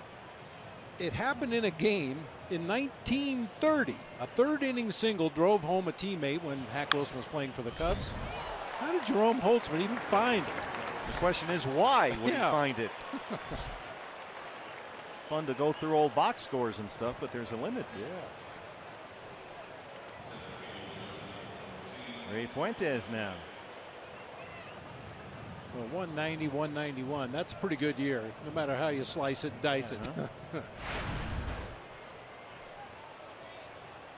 Ray singled in the second. He's 1 for 2. He's now at safely in 4 straight games.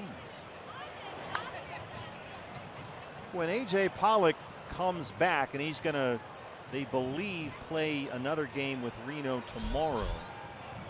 But all that is a little tentative right now. They're depending on AJ for feedback, see how he feels and whatnot. But they're going to have to make, it would seem, some kind of a decision about, all right, well, if AJ's back, then who goes? And Fuentes and Hazel Baker are seemingly in that battle right now. And the Rays look better and better here over the course of this road trip. 2 down now for Mathis. One last note on Hak Wilson. The guy that drives in 191 runs in a season. You think he was a big hulking power hitter. He was 5'6". He did weigh 190, so he was put together, but he was only 5'6". He didn't need to lose weight. He just needed some height. He needed to grow a little bit taller. It's been a good day at the plate for Jeff. He had an RBI ground out to tie the game in the second, 1-1. And he singled and scored his last time up in that 4-run fourth.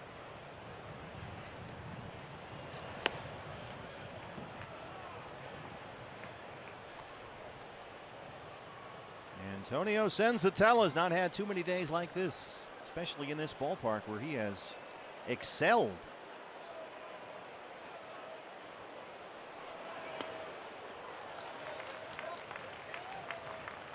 Senzatella, keep in mind he's a 22-year-old rookie. 7-1 in his 8 starts here at Coors Field coming into this game, and now suddenly he's down 9-1. His ERA here was 3.68.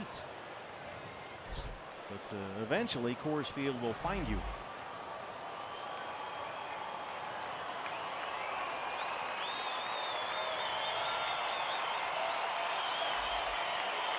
One and 2 on the Diamondbacks catcher, Jeff Mathis. Senzatella works his first 1-2-3 inning of the ball game. Diamondbacks lead the Rockies 9-1.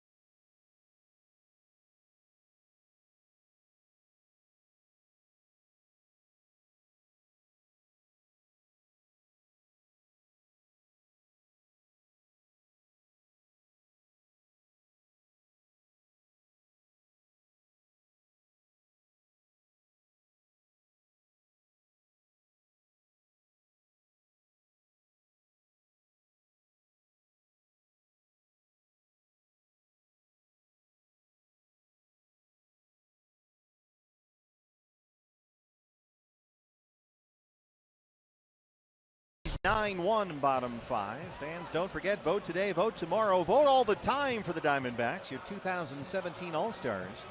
With the Esurance MLB All-Star Game ballot, go to dbacks.com/vote and catch all the excitement of the 88th MLB All-Star Game, presented by MasterCard from Marlins Park in Miami, July 11th, live on Fox. Godley has retired the last 4 Rockies he's faced. Raimel Tapia leads off the Colorado 5th. Goldie's got it at first. America's first baseman. So he just makes those look routine. That's one of the things I've loved about Paul Goldschmidt since the first day I saw him. He wants to take every out at first base by himself. The less you can get the pitcher involved in the game defensively, the better off you're going to be. And I think Goldie realized that very early on, and he takes him himself whenever he can. Trevor Story, the shortstop, Zach Godley has not given up a hit since Nolan Arenado's single with 1 out in the first inning. After that Arenado single, Godley retired the next, 6 he faced. He walked Blackmon with 1 out in the third, got Lemahieu to hit into a double play. And since the walk to Blackmon, he's retired 5 in a row.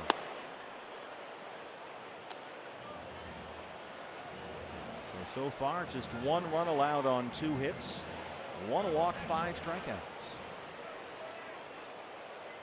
Under increasingly threatening skies here in Denver. I don't like the look of that behind the left field foul pole.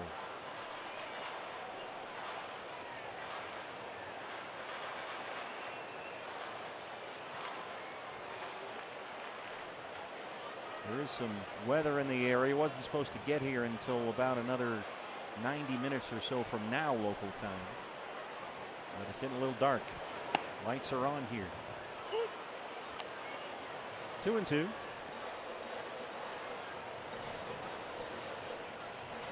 Godley, after that 26 pitch first in which he really labored, gave up the leadoff homer to Blackmon. 10 pitch second, 16 pitch third, 10 pitch fourth.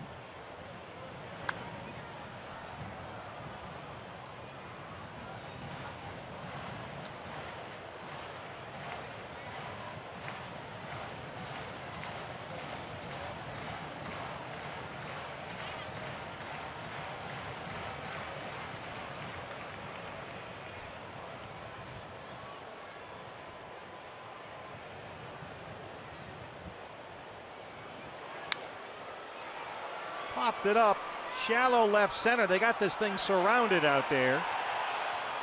And Chris Owings comes all the way over from second base to take that one.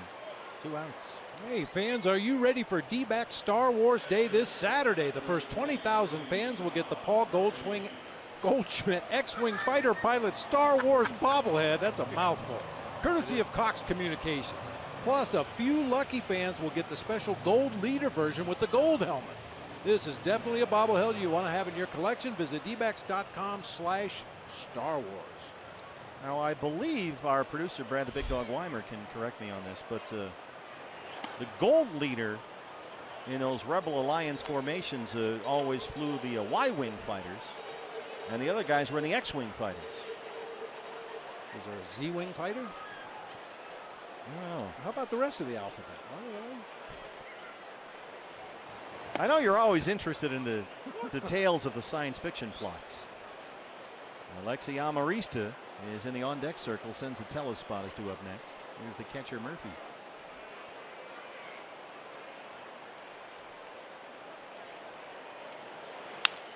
Oh, just shattered the bat, rolls it to short for Ahmed.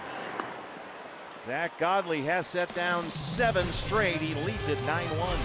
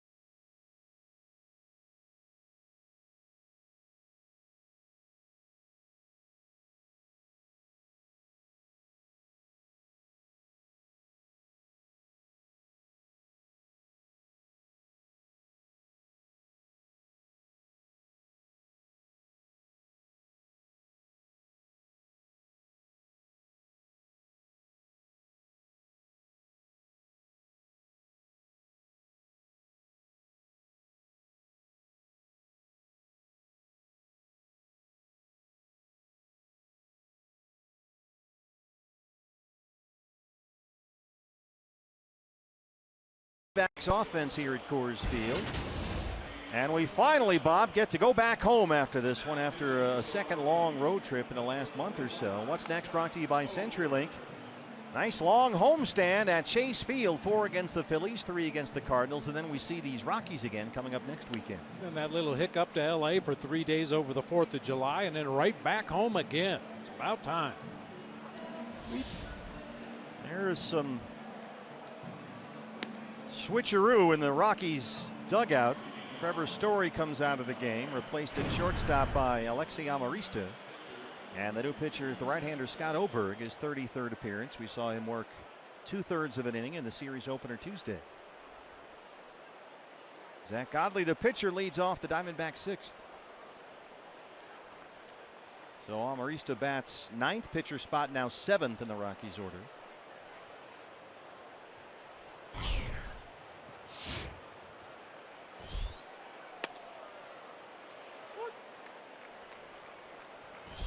We talk about that schedule that we just looked at, and how we've had these 2 long 3-city road trips almost back to back with that brief 6-game homestand in between.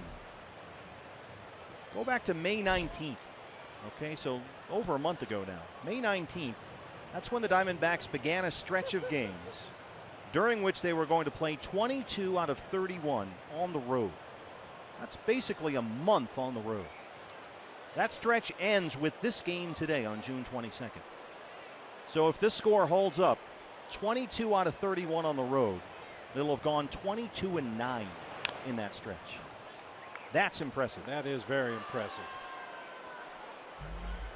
And, you know, they haven't just been bludgeoning opponents either. A lot of the games early on this road trip were 1-run ball games, closely contested. Every at bat, every pitch was so vitally important. Diamondbacks were able to win some close ones. And once the offense gets it cranked up, we know what they're capable of doing. So just scratch the surface. But what a great 31-game run. Got to finish this one off first, though. 0-2 on Godley. A 31-game run during which you play 22 on the road and you go 22-9.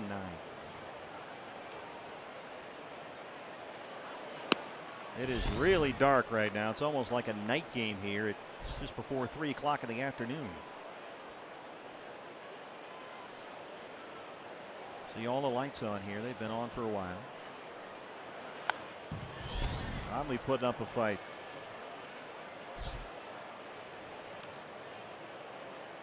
Now we got some thunder off in the distance.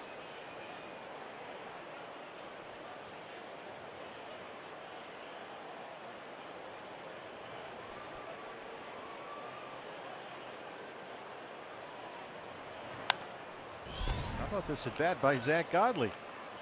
Nice.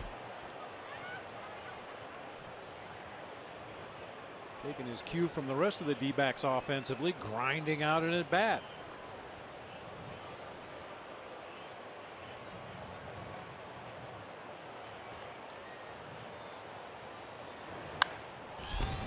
We're going to keep going.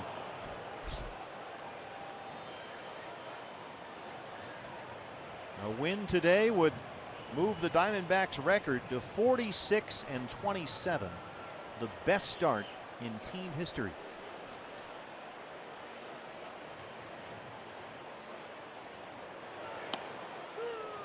He looks at strike 3.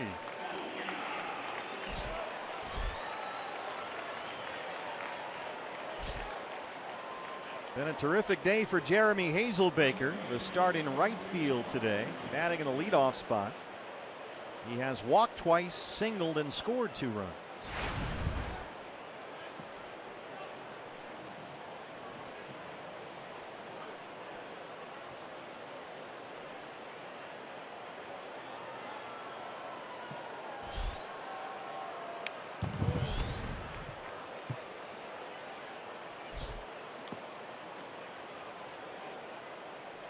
D-backs, as we mentioned, finally go back home after this one. The Rockies hit the road, and they have a very important road trip coming up. A 9-game trip. They play at the Dodgers, at the Giants, and then at the Diamondbacks next weekend. In the air left field, Raimel Tapia just shy of the warning track. 2 outs.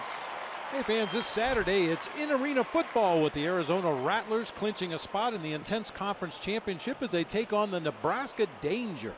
Coverage will begin at 6 o'clock on a special channel called Fox Sports Arizona Rattlers, which will be available only on DirecTV and Dish, and streaming live on Fox Sports Go.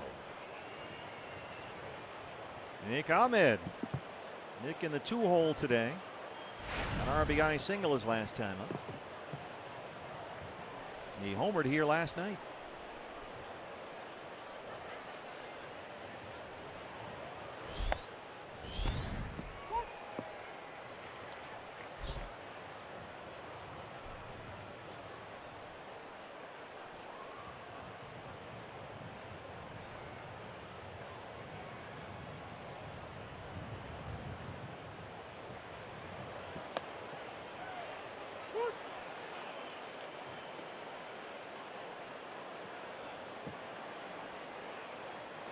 D-backs with a win will move into a tie with Colorado in the National League West.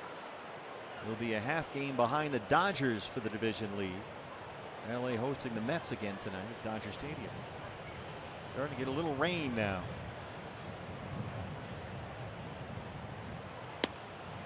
Ahmed waves at that one. Oberg works a 1-2-3-6. Diamondbacks lead at 9-1.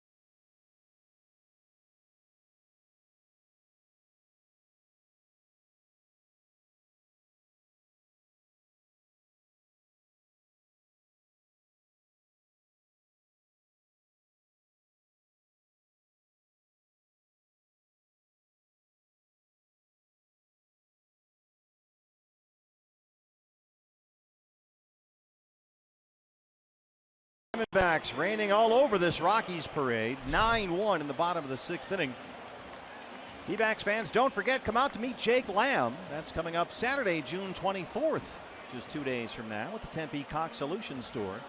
That's at 2040 East Rio Solano Parkway. Jake will be there from 11 to noon. He'll be there meeting fans and signing autographs, so don't miss out. Meet Jake Lamb this Saturday at the Cox Solutions Store in Tempe. Alexi Almarista, who took over at shortstop for Trevor Story, part of a double switch by Bud Lamb, leads off the 6th against Zach Godley, who's retired the last 7 Rockies he's faced. Godley has given up only 2 hits, both in the first inning. The Blackmon leadoff homer and an Arenado 1-out single.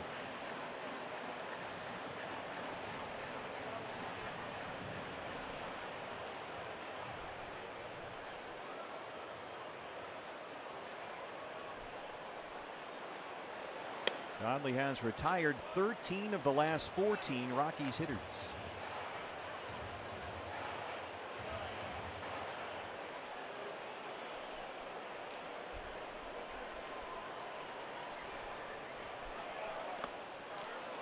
Strikes out Amarista with that breaking ball.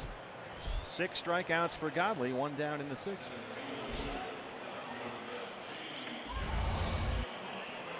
You see that tumbling rotation on that curveball that ends up hitting right in front of home plate. Amarista swung at one very similar to that earlier in the at-bat.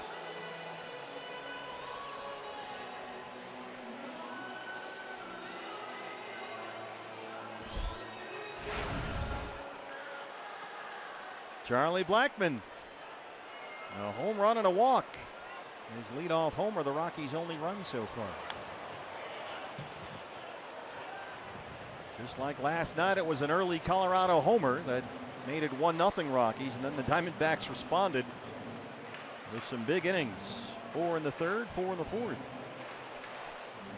After Mathis's RBI ground out, tied it in the top of the second.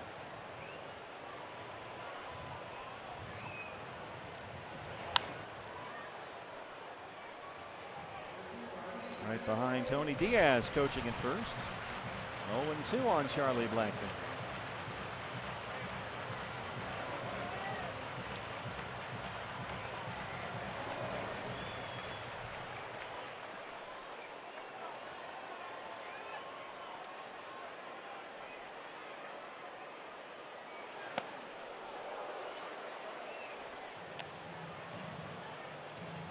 Charlie Blackmon has really taken advantage of hitting in this ballpark. His slugging percentage at home is .797. That's more than 350-point jump from his slugging percentage on the road, and his batting average, as you see right there, is more than 100 points better. So he's a great player, but he is definitely something of a Coors Field product.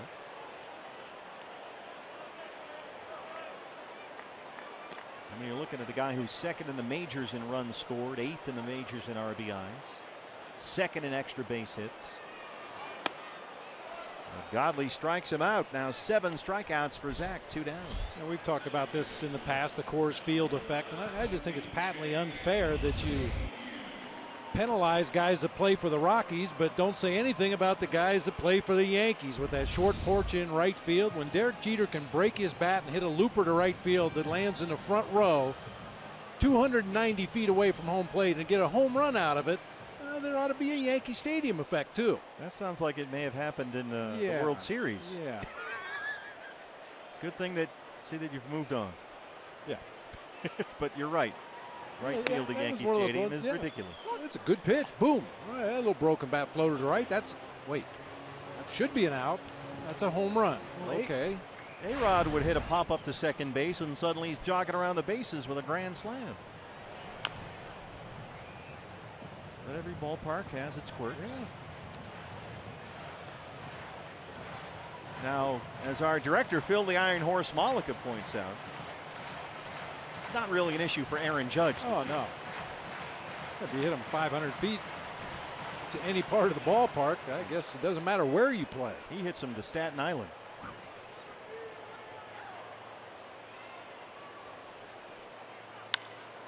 Zach Godley knocks that one down and works another 1-2-3 inning. He's set down 10 in a row. It's 9-1 Diamondbacks.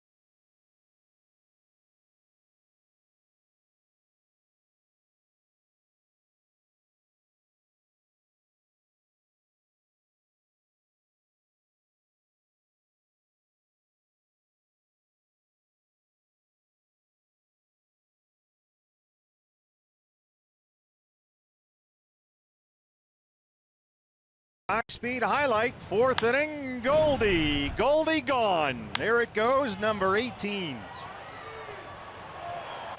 Diamondbacks with 4 in the 3rd and 4 in the 4th. But before the game today, here's another highlight. Goldie signing autographs. And check out the reaction from this young Diamondback fan.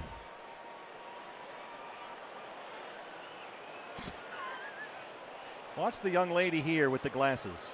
Watch the look on her face. Yep, you got the Goldie autograph. Yeah, he pleases the fans during the game and before the game. By the way, make sure our director, Phil the Iron Horse Malika, starts coming to the meetings. We have meetings? 1-1. I'll look into that. Make sure Phil's there next time we have a meeting. Well, you never know with him.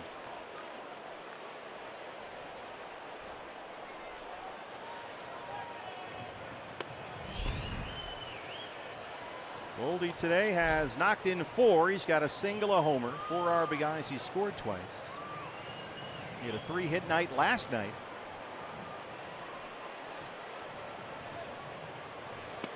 Goldie and Coors Field, pretty good combination for the Diamondbacks.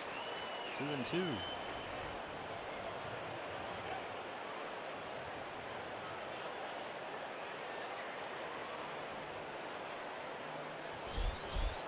Jake Lamb 0 for 2 with a walk. He's on deck. Oberg throwing hard, 98. Full count, 3-2. On in relief of Antonio Senzatella, Oberg worked a 1-2-3 6th. And now Goldie leads off the 7th. Struck him out. Hard slider from Oberg. It's his 3rd strikeout. Yeah, a slider that didn't take a lot of break. He started on the inside part of the plate, kind of stayed in there. He just swings right over the top of that one. Jake Lamb. Let's see, Goldie now has 64 RBIs. Jake has 61, so it's now Goldie Lamb 1 and 2. Lemahieu well back on the grass at second. That's fouled off. Although Jake walked and scored in the 3rd, so he's now reached base safely in 17 straight games.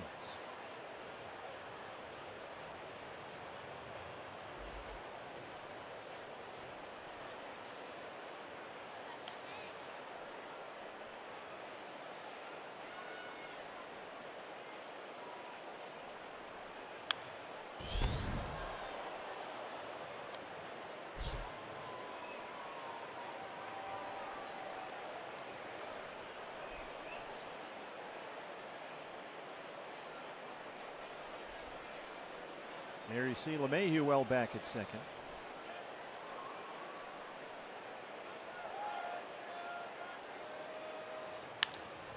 And once again, Lemahieu is there. Second time he's taken a base hit away from Lamb today.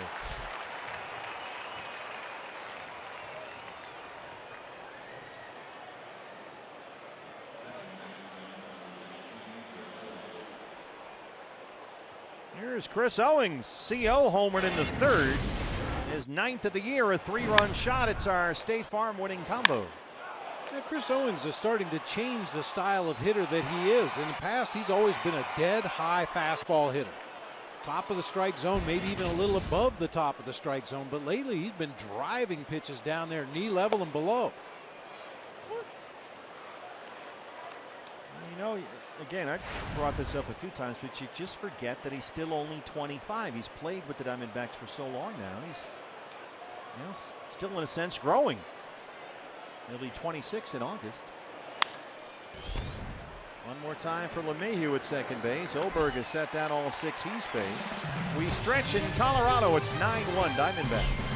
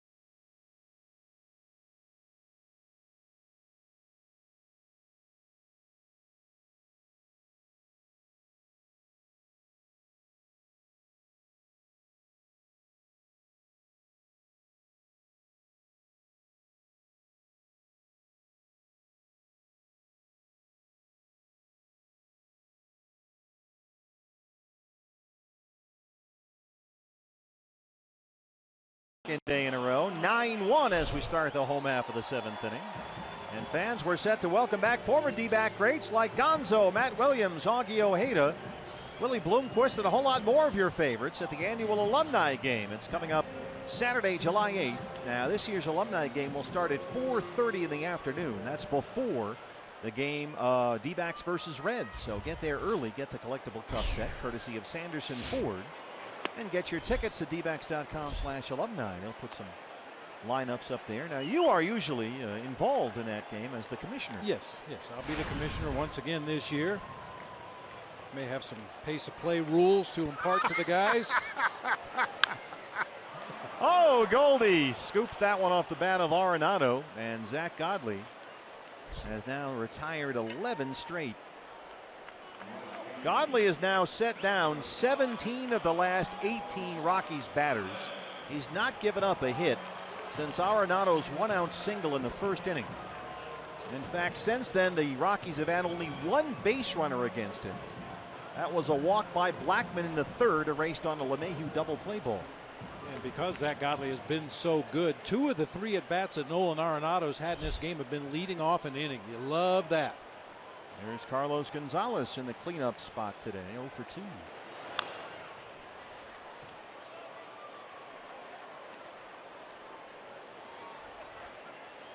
So during the Alumni game, no mound visits. Oh, no.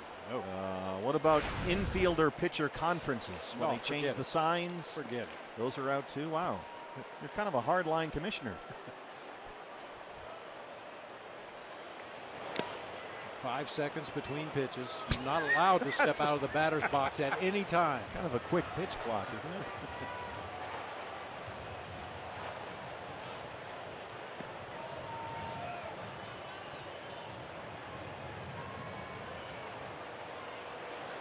Well, Zach Godley in his last start in Philadelphia set a career high with 8 strikeouts, and he's just maxed that here today in Colorado.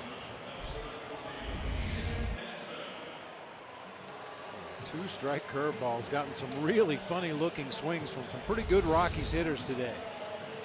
That curveball has become a tremendous weapon for him. You're never really sure, however, when you're pitching at Coors Field, how it's going to work, how the curveball's going to break on a given day. Some days it takes the break and looks just like your curveball at Chase Field or PNC Park or Great American Ballpark or anywhere else in the major leagues, but other days it just can't get it to take the break. And Desmond fouls that one off. Well, Godley, since the start of last season, has recorded nearly 70% of his strikeouts with that curveball.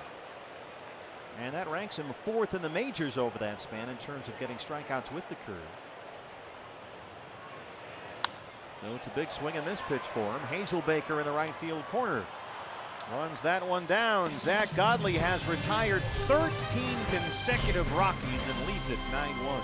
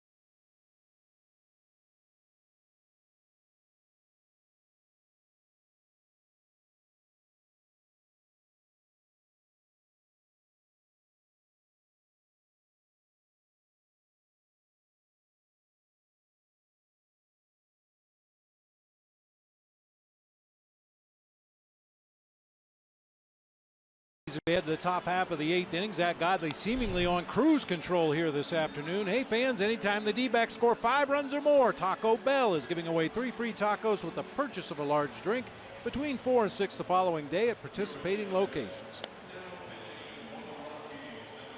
Chris Herman will lead off the Diamondbacks 8th inning. New pitcher for Colorado, the left-hander Jake McGee, his 31st appearance of the year. A very good 2.45 ERA, but he's been a little shaky lately. And a 14-inning scoreless streak snapped on Thursday, gave up a 3-run home run in the 8th inning of that game. And then Sunday against the Giants gave up 3 runs, so a few bumps in the road lately for this Rocky left-hander.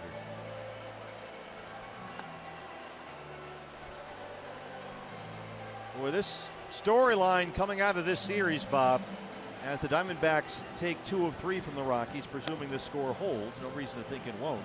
The storyline is going to be the offense, but boy, you do not want to lose sight of what Zach Godley's done here today. He has retired 13 consecutive Rockies and 19 of the last 20. He's only given up 2 hits and 1 run on the Blackmon leadoff homer. That has been it. Blackmon a leadoff homer, Arenado a 1-out single in the first, and then Blackmon a 1-out walk in the third. That has been it. It's a little like Taijuan Walker's outing last night that kind of got lost in the shuffle with that offensive outburst in the 4th inning. Diamondbacks put 10 runs on the board on 9 hits. Taijuan Walker just got outs. Struck out 8 guys in 6 innings, gave up 3 runs. One of those a solo homer by Mark Reynolds.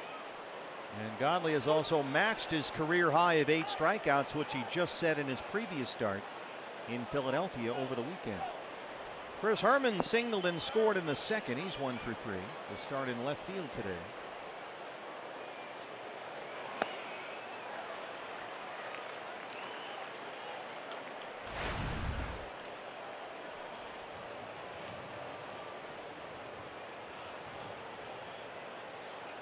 D-backs will improve to 3-3 here at Coors Field this season. 4-5 versus the Rockies overall, with Colorado coming to Chase Field next weekend at the end of the upcoming homestand. Don't forget to get your tickets, fans. dbacks.com/tickets. A 10-game homestand to see your Diamondbacks. They are red hot right now. One of the best stories in baseball. 4 against the Phillies. 2 day games in that series, Sunday and Monday. And then 3 against the Cardinals before Colorado comes in a week from tomorrow. Got another matinee game against the Cardinals that Thursday. So you get a break on your ticket prices. dbacks.com/matinee. Got the Goldie Star Wars bobblehead day coming up on Saturday. So there's a lot going on. Part of a 10-game D-backs homestand. dbacks.com/tickets. Should be a great atmosphere when we get back there. People fired up in the Valley talking Diamondbacks. A lot of the fans here at Coors Field watching the Diamondbacks wearing their Sedona red. Some of them have the old school purple on, but they're all fired up for the D-backs here in Colorado. I actually ran into a vendor down on the concourse level that very quietly confessed that he was a Diamondbacks fan. You hold him under a light? Yeah.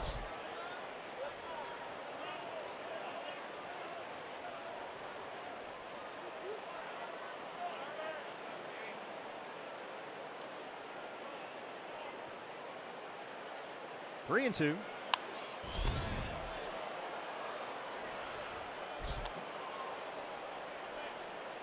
Well, the Diamondbacks will finish up this 8-game road trip 7-1. They'll improve their road record. Remember, this team, which everybody said couldn't win on the road, they'll improve their road record to 20-18 on the year. They'll be tied with Colorado in the division. A half game behind the Dodgers, depending on what LA does tonight against the Mets. And the Herminator bloops one into short left. That's a Coors Field single right there. Huge outfield, and you can just drop one in front of some of these outfielders. I was just going to say the same thing, partner. We talked about it before game 1 of this series. Outfielders are forced to play so deep the way the ball carries that occasionally little jam shots like Chris Herman just hit drop safely in front of the outfielders, behind the infielders. A lot of room out there. So the Herminator 2 for 4 today. That'll bring up Ray Fuentes, who's 1 for 3. He singled back in the second inning. Very high chopper. Arenado collects that one and throws out the speedy Fuentes. Herman in its second, 1 out.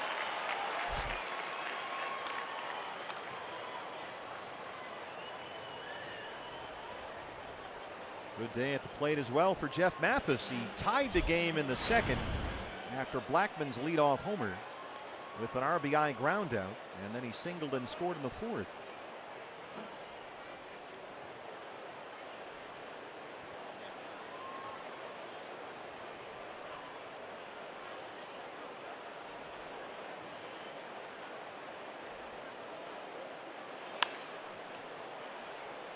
Godley, the pitcher, in the on-deck circle, so he'll take the at-bat.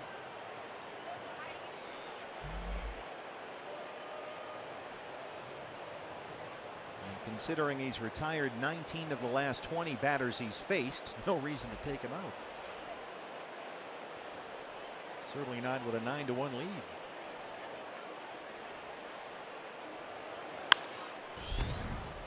Alexi Amarista at shortstop puts Herman back to the bag. 2 outs.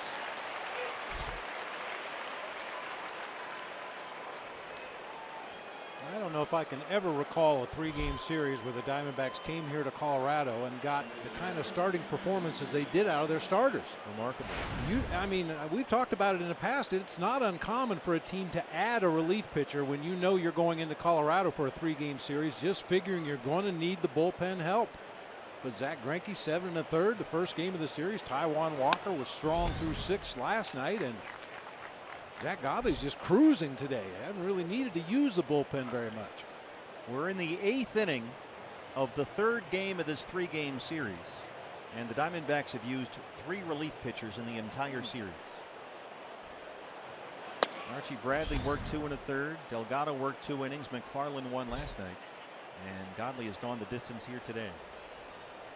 Patrick Corbin gets the start tomorrow against the Phillies at Chase Field.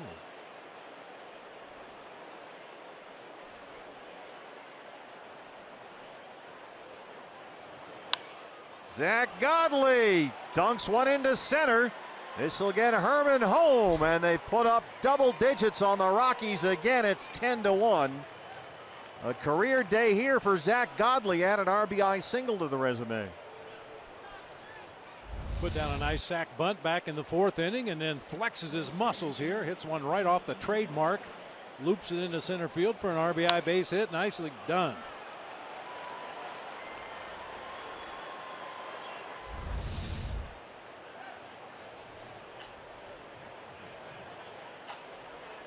It's 10-1 ball game. Jeremy Hazel Baker, who has walked twice, singled, and scored twice, will be the hitter.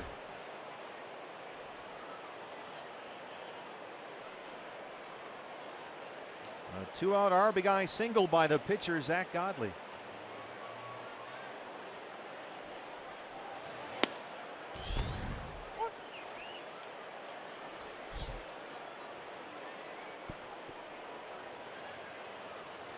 D-backs beginning play today.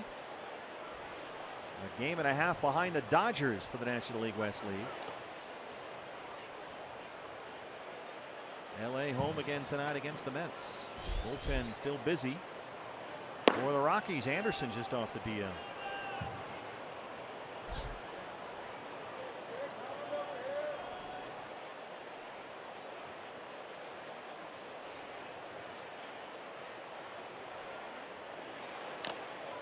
Ouch, that one got Alan Porter.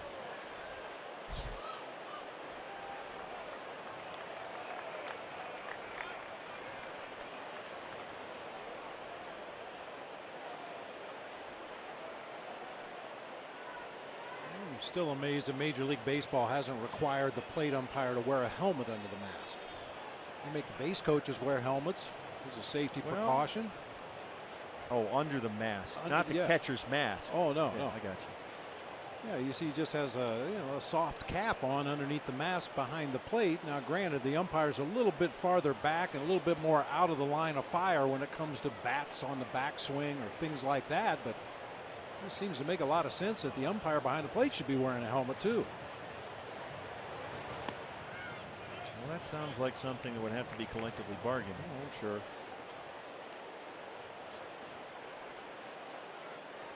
But yeah, those guys take all the hits that the catchers do. Yeah. We saw that last night with Andy Fletcher, who had to leave the ball game. I think what happened that time with Alan Porter, you see him still adjusting that mask back there behind the plate. He wears that soft cap with the bill pointed forward, so when the ball hits the mask, it drives that bill of the cap back into his forehead. He keeps rubbing right underneath the band on his forehead. You can see there's not a lot of room between the mask and the tip of the cap.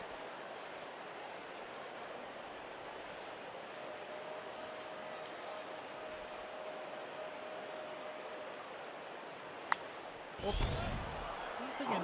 don't some umpires wear those hockey-style masks? Some of them do, yeah. You see that ball hits right on the top bar there of the peek through, and that's right where the bill of the cap is.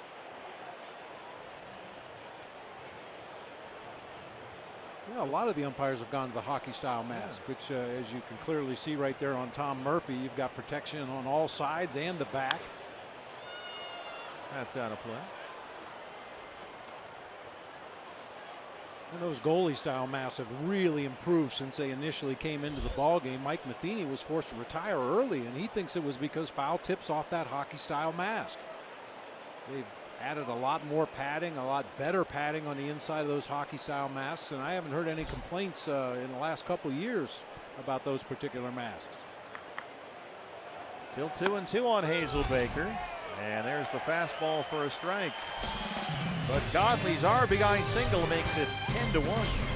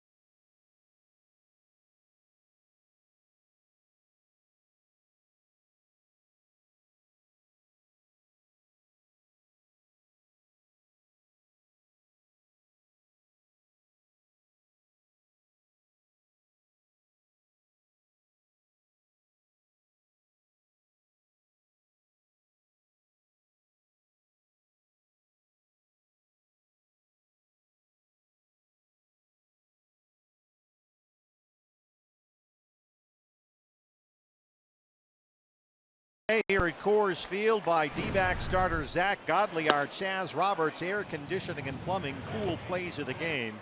He's gone 7 innings so far, given up only 1 run on 2 hits. He's tied his career high with 8 strikeouts. Yeah, this Rockies lineup, regardless of venue, they're a handful. They got a bunch of guys that can hit the ball out of the ballpark and grind out at bats, and Zach Godley has made him look foolish a few times today. He's had a real good breaking ball down in the zone. Godley has set down 13 consecutive Rockies. He's retired 19 of the last 20 that he's faced. And he's back out there to start the 8th inning against Raimel Tapia, who's 0 for 2. Tapia has twice grounded out to first. Pitcher spot up next for the Rockies, Pat Valaika, in the on-deck circle. Godley has been so efficient, he's thrown a total of just 40 pitches over the last 4 innings.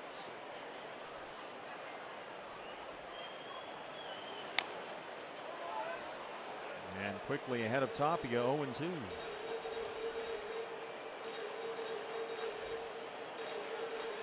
There is action in the Diamondback bullpen with Godley approaching 100 pitches. Andrew Chafin, the left-hander, back there with bullpen coach Mike Fetters.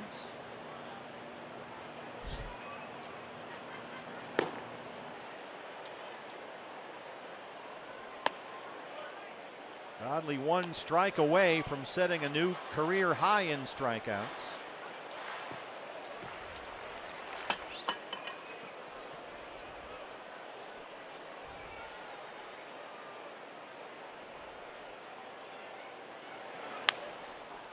Just over the glove. Owings at second. Not going to get the speedy Tapia, and CO realized that and decided no throw was the best play. Just the 3rd hit given up today by Zack Godley.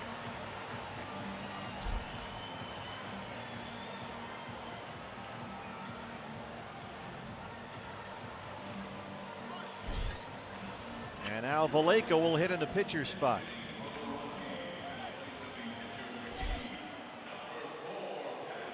Matt Valleca, 240 and 5 homers. He checked into last night's blowout win.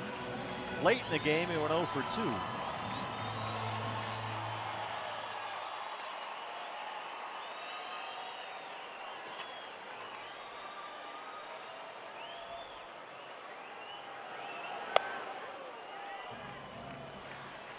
Valleca 7 for 22 as a pinch hitter this year. That's a .318 batting average, including 4 doubles and a home run.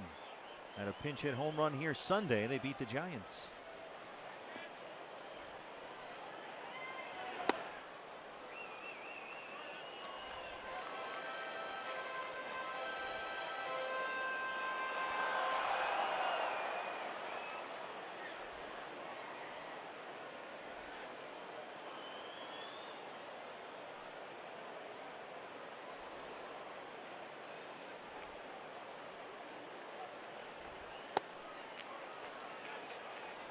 Zack Godley has not gone over 100 pitches in any start this year.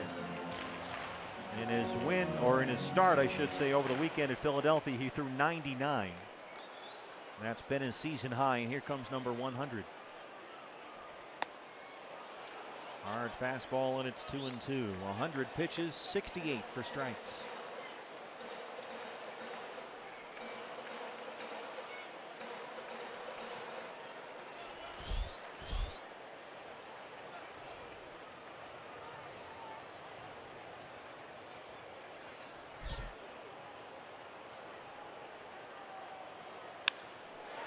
Valleca lines it into the left field corner. Tapia can absolutely fly.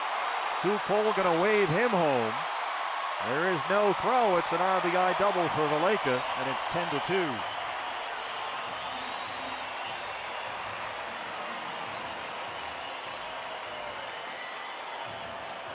They left a breaking ball in the inside part of the plate that time for Valleca, who had swung through fastballs earlier in the count. That one just kind of fluttered up there on the inside corner. He rips it down into the left field corner. Unfortunately, Chris Herman's throw back to Nick Ahmed, the cutoff man, sailed over his head. I don't believe they would have had a play on Tapia at the plate anyway, but when he overthrows the cutoff man, it becomes a moot point. Here comes Torey Lovullo. Zack Godley pitched an absolute beauty here today in Coors Field in Denver. Pitching into the 8th inning. He leads with a 10-2 lead. He was outstanding. We'll take a break from Colorado.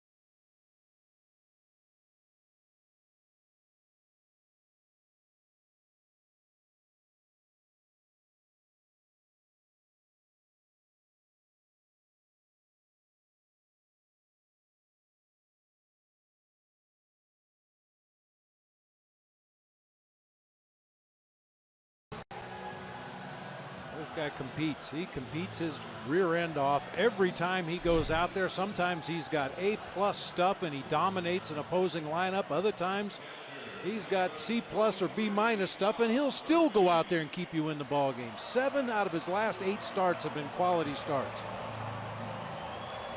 He was terrific here today. He leaves with nobody out in the 8th inning, responsible for Valleca at second. And the gas line call to the bullpen answered by the lefty Andrew Chafin. A 1.90 ERA in 31 appearances. Here's the Rockies catcher Tom Murphy, who's 0 for 2.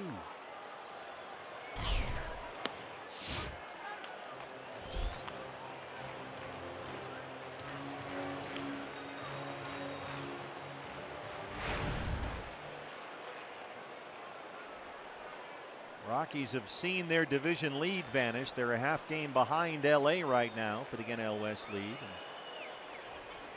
Going to leave here seeing them even in the standings with the Diamondbacks as they head out on a 9-game road trip through the NL West. They'll be in LA, San Francisco, and Arizona.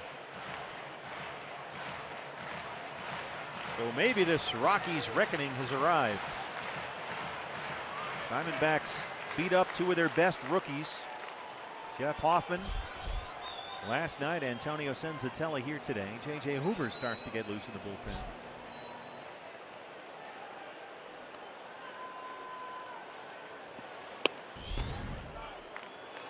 And Godley leaves, having given up 2 hits in the 8th inning, which means, Bobby, got Torey Lovullo is 21 outs. Yep. He did it rather easily today against a really tough lineup. From the 1st inning through the end of the 7th, he retired 19 out of 20 Rockies hitters. And the one that reached a Blackmon walk was erased on a double play ball hit by Lemahieu. Chafin behind on Murphy, 3-1.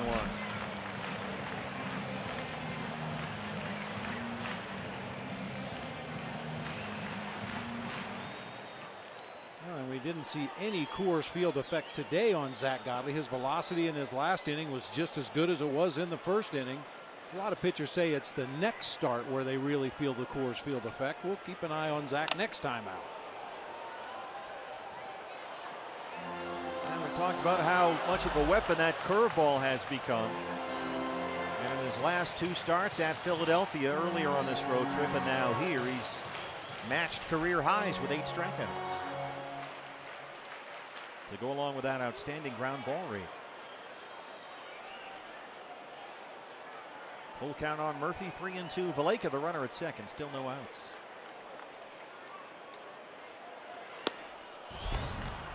Chafin wins the battle, 1 down. Here's another guy, Andrew Chafin, that's had a tremendous bounce back season. He was great as a rookie 2 years ago, and then last year had some shoulder problems and was ineffective and really had something of a lost season. But boy, he has been dynamite this year. It really has been.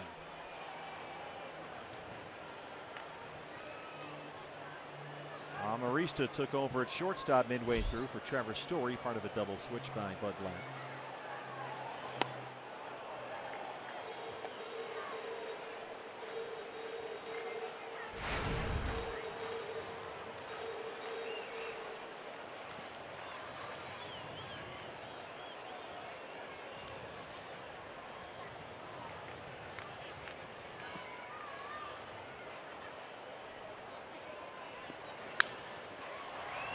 On the ground to second for Owings. Valleca's into third, 2 outs.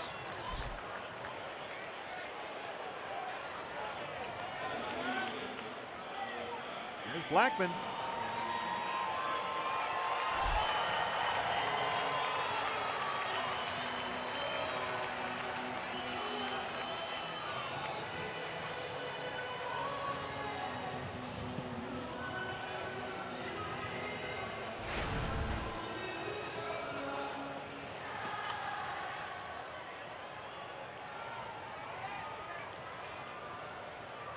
Leadoff home run off Zach Godley. And up until this inning, that was the Rockies' only run of the ball game. 0-1.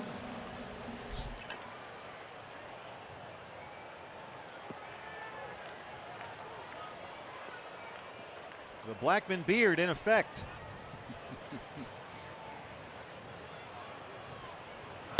Well, he gets kicked out of middle school, won't it? I guess depends. Not anymore, I don't think. Yeah. They just sue the school. Right? Isn't that what they do now? Yeah, sure.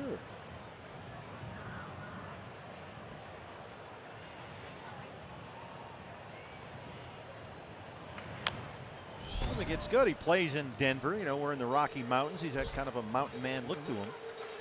Kind of a Jeremiah Johnson thing going there, you know. Early Robert Redford.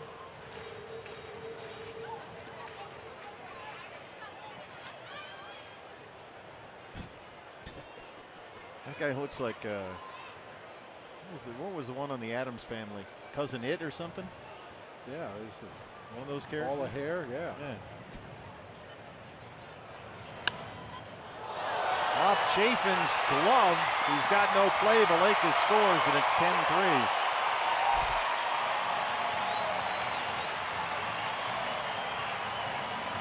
So even on a day where the Rockies have done almost nothing offensively, Blackmon finds a way to knock in 2 runs. And then we'll check on Chafin. Yeah, fortunately, that ball wasn't really scalded back up the middle. Just kind of a soft line drive. Looked like Andrew played it off his right rib cage. Popped high in the air to the third base side. And too much time it elapsed to get the out.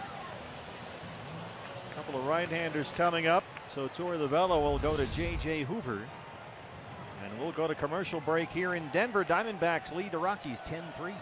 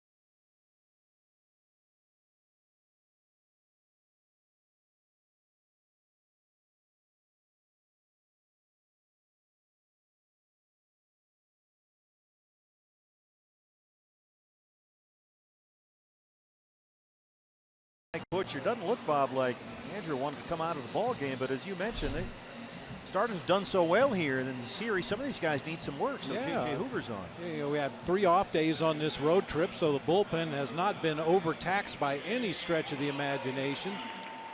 Played the lefty on lefty matchup there, and now turning it over to the right-hander for Lemahieu and Arenado. So here's J.J. Hoover to face DJ Lemahieu.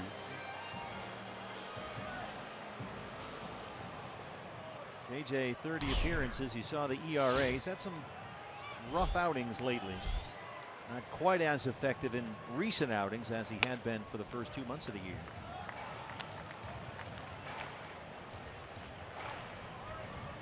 Lemahieu 0 for 3.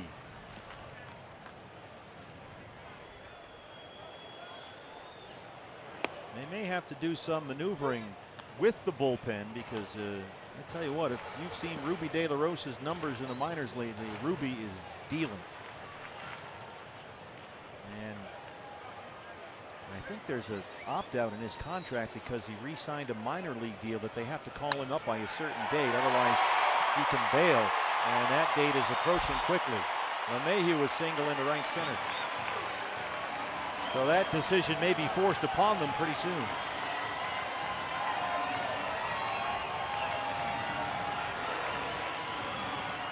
Here's Arenado.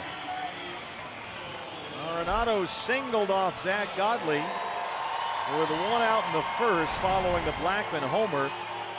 And up until this inning, those had been the only two Colorado hits. Arenado 1 for 3. Here's Mike Butcher. J.J. Hoover's gotten a lot of big outs for this team this year. He's really done a terrific job. But the waters have gotten a little stormy lately, and they really want to see him get his sea legs back under him. And this would appear to be a good way to do it, bring him into a seemingly comfortable league game, facing a couple of really tough right-handed hitters.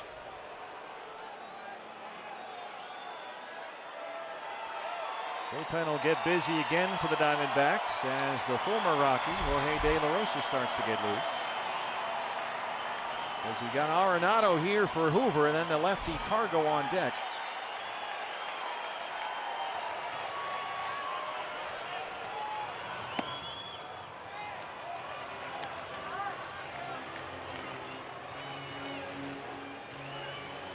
No lead is safe.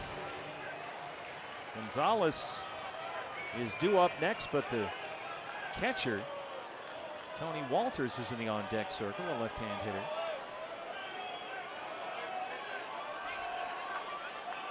Blackmon at second, Lemahieu at first, and 2 runs in.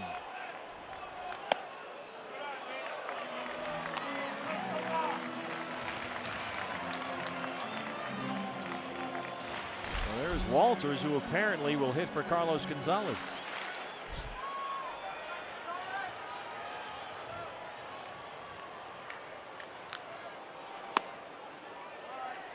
That's a strike, 2-1.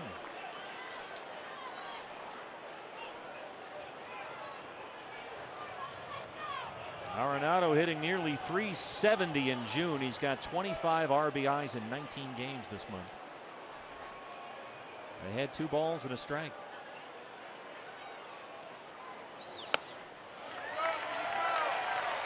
Well, Hoover gave up the base hit to Lemahieu, now behind on Arenado, 3-1, and this is sort of the way it's gone for JJ lately.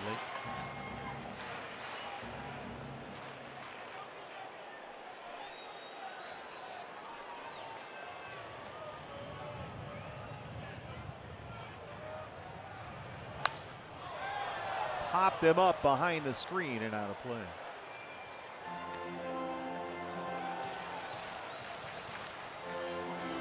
Part of the issue for J.J. Hoover recently has been teams just aren't swinging at that slider that he starts on the outside corner and sweeps it off the plate low and away from a righty. Got a lot of swings, a lot of soft contact on that pitch early on. Teams are starting to lay off that slider now. Full count, 3-2. Runners on the move. Arenado laces one to Ahmed at shortstop.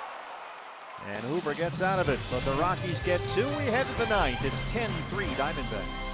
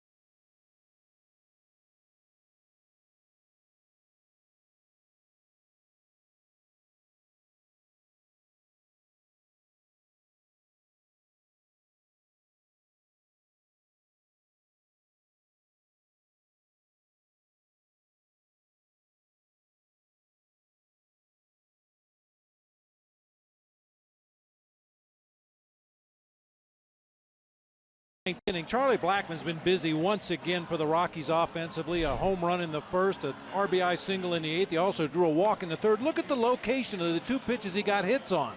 The one on the left against Godley was a home run. The one on the right against Andrew Chafin, a line drive that hit him in the chest and bounced over to the third base side. Both pitches well below the bottom of the strike zone. Stop it. Just stop it. Ninth inning here at Coors. What do you do about that sabermetrically? Ask Brian Kenny. That's a pitch that's not supposed to be hit out of a ballpark, let alone a base hit. Well, here's the left-hander Tyler Anderson, who was reinstated from the DL before the game today. They sent right-handed reliever Carlos Estevez back down to AAA Albuquerque. Anderson has been out on the 10-day disabled list with left knee inflammation. In fact, he's been out for a while. He went down on June the 6th, so now he's back. Defensive changes behind him. Pat Valleca takes over at shortstop for Alexi Amarista, and Amarista moves out to right field, replacing Carlos Gonzalez. Nick Ahmed will lead off the ninth.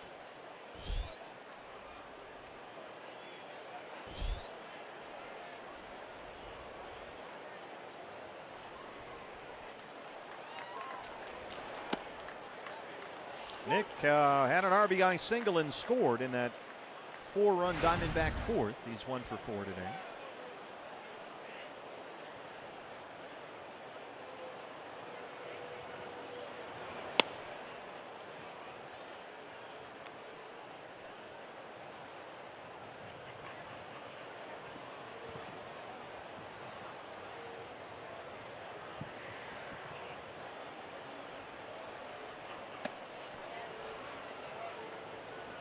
Two and one. Rockies rotation continues changing, and they start to get healthy. So they've got Anderson back from his knee problem. They're going to get John Gray back pretty soon. Gray's been out for a long time with a bad foot. And a big reason why the Rockies have done what they've done this year is because of this rookie rotation. But now when you've got Anderson coming back and Gray, who was their opening day starter, coming back, who goes? That's the big question in Colorado right now. Kyle Freeland will face the Dodgers tomorrow night. Tyler Chatwood will pitch in LA on Saturday. You've got Senzatella, you've got Herman Marquez, who pitched the opener here Tuesday. You've got Hoffman, who we saw last night. They're running out of rotation spots. Desmond from first runs out of room. And Bud Black has insisted it'll be all based on performance. That's how they'll handle it. There's John Gray. He's been down for a long time with that bad foot. He looked like he would be in line for a big year this year.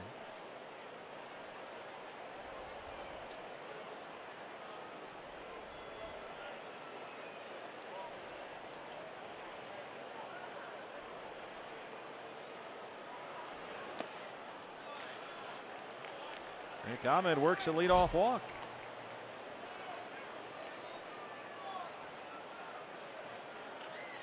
And if and when Chad Bettis comes back this year, the speculation is he'll go to the bullpen initially, get some arm strength built up, and at some point he'll be ready to come back into the rotation.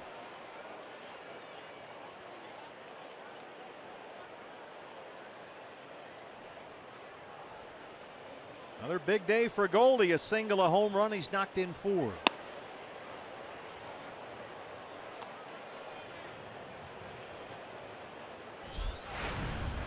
John Gray has been out since the middle of April with that stress fracture in his left foot.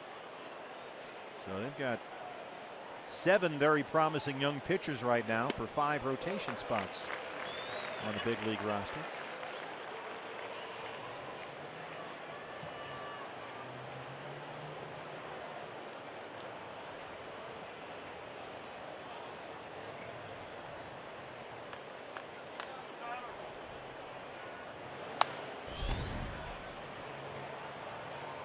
Personally, I think Bud Black and the Rockies are going to need all the pitching depth they can get in the second half of the season. As good as some of these young pitchers have thrown the ball early in the season, the advanced scouts are going to catch up to them a little bit. The Coors Field effect is going to catch up to them a little bit. They're going to need every available arm before this one's all said and done. Goldie hits one out to right field. Another base hit. Ahmed is around second, headed for third. And Paul Goldschmidt has his third hit today. He's had an enormous series.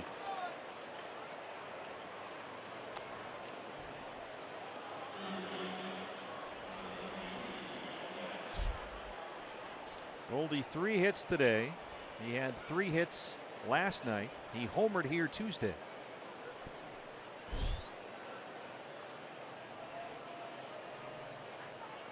Jake Lamb needs a base hit. He walked and scored in the third. But he's 0 for 3 so far. He's twice hit balls that would have been easy base hits to second that Lemahieu fielded for ground ball outs in the outfield with the shift on. No shift this time for Lamb, and that's fouled off at 0-1. Yeah, Jake Lamb did draw a walk and score back in the third inning, but he is the only D-backs player, including the pitcher spot, without a hit today. Jake trying to keep this 7-game hitting streak going. He's hit safely in every game on this road trip. And this will likely be his final at bat of the trip. Down 0-2.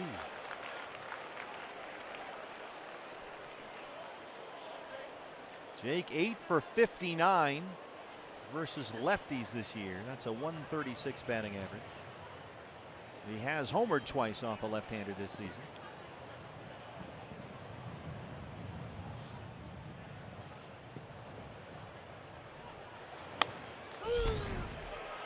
And he looks at strike 3.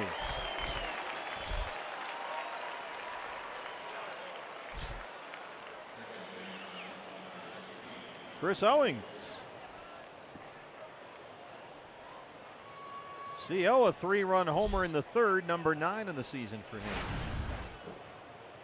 So he's now hit safely in 8 straight games and 11 of his last 12.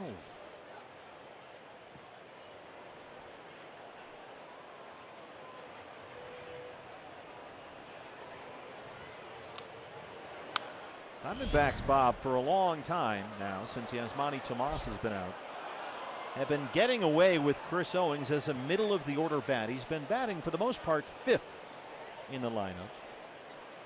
And you know, he's producing 16 games this month. He's got 14 runs batted in, so he's hitting like a middle of the order guy. In the type of spot where you usually see a guy who might hit 20-30 home runs, knock in 80-90 runs like Yasmani Tomas. They've been getting by mostly with Chris Owings. Yeah, figure Chris's numbers. If he continues at this pace the rest of the year, he'll be an 80 or 90 RBI guy. You're right.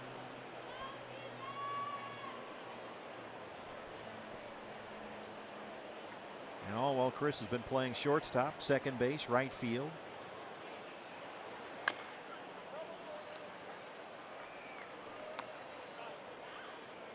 In fact, he started Tuesday's series opener here at shortstop. And the night off last night in there at second base today.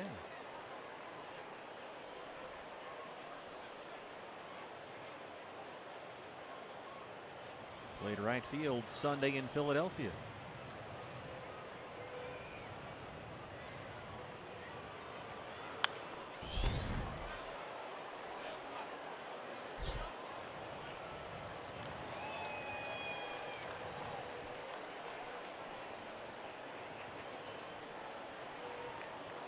D-backs 10 runs on 11 hits. Looking to take 2 of 3 from the Rockies in this series. And head back home, dead even with Colorado in the standings, a half game behind the Dodgers for the NL West lead. Anderson gets his second strikeout, 2 down.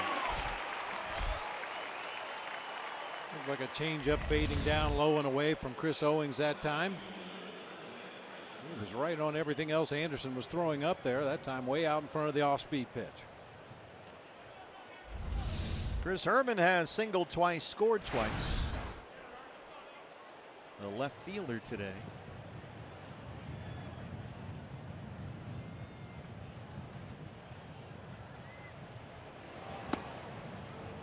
We were in Torey Lovullo's office before the game today.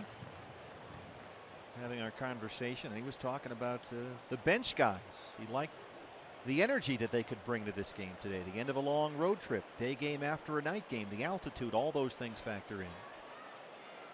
And he told us time for the bench guys to step up, give us some energy, and they've certainly done that. Hazel Baker, bat leadoff, walked twice, singled, scored 2 runs. Herman got the start in the outfield, singled twice, scored twice. The bomb squad has come through. Yeah, and we've talked about it many times in the past. If you expect the bomb squad to come through in the 7th, 8th, and 9th inning as a pinch hitter, they need to get some regular at-bats. See 4 or 5 at-bats in a ball game. See everything the opposing pitchers have to offer out there. I mean, it's one thing to take batting practice against Dave McKay at 10 o'clock in the morning, and it's a completely different thing to face a major league pitcher trying to get you out. So if you want these guys to come through in late game situations, you got to make sure they get some regular at bats. And as much as the fans want to see their guys, you buy a ticket, you come to the ballpark, you want to see Goldie and Jake Lamb and A.J. Pollock and all the stars. And the reality of a 162-game season is the manager has to not only look at today's game, but tomorrow's game, next week, next month, October. And you get Peralta a day today. You get Drury a day today. Owings had the night off last night.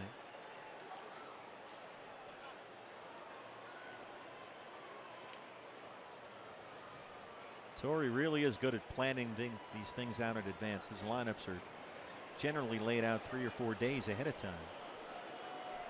Always subject to change, of course. Well, Anderson, after giving up a walk and a single, gets 3 strikeouts to strand 2 runners. We head to the bottom of the 9th. 10-3 D-backs.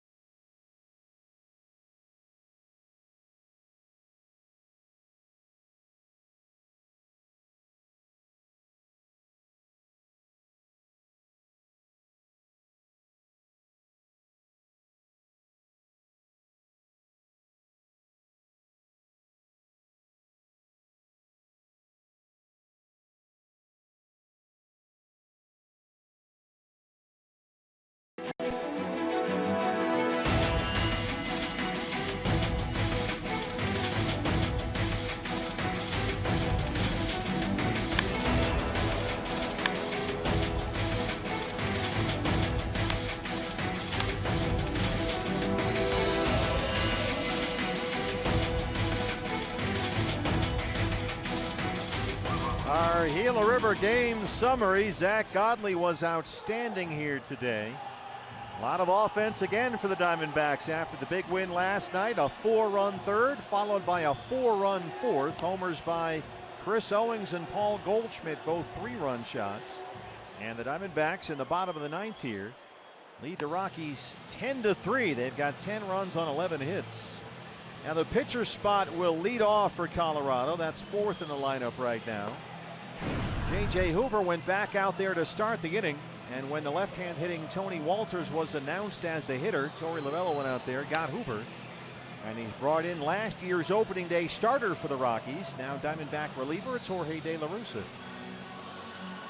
think this is another area where MLB will look for ways to speed up this process a little bit. It's standard operating procedure. You wait and see who the other manager sends up there as a pinch hitter, and if you've got the wrong arm out there on the mound, then you make the change in the bullpen. I think in this case, if Bud Black, and we saw Tony Wolters in the on-deck circle as soon as the last out of the last half inning was made, so we knew Tony Wolters was going to pinch hit. Well, maybe speed up the process a little bit. That pump fake sending J.J. Hoover back out there when we all knew he wasn't going to face Wolters. So here is Wolters, who started behind the plate in the first 2 games of this series. He's 0 for 5, batting .288 on the year. Wolters, Desmond, and Tapia due up here in the Colorado 9th.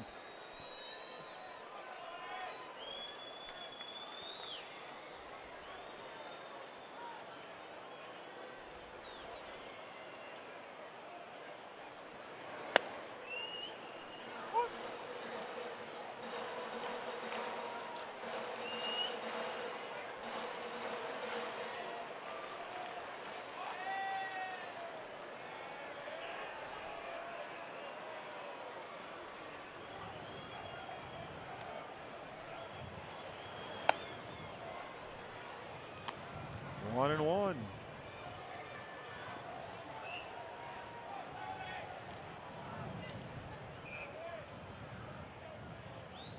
Jorge De La Rosa, the Rockies' all-time leader in wins and strikeouts.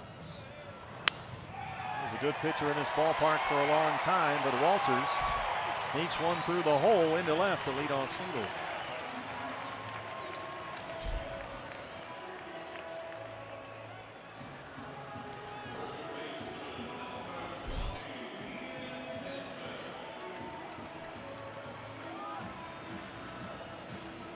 Here's Ian Desmond, who's 0 for 3.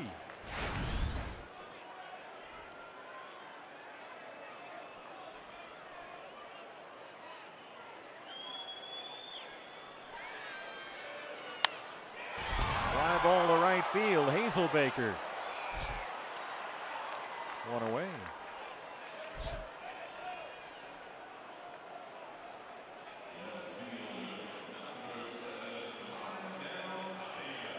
Raimel Tapia now. Tapia singled and scored his last time up.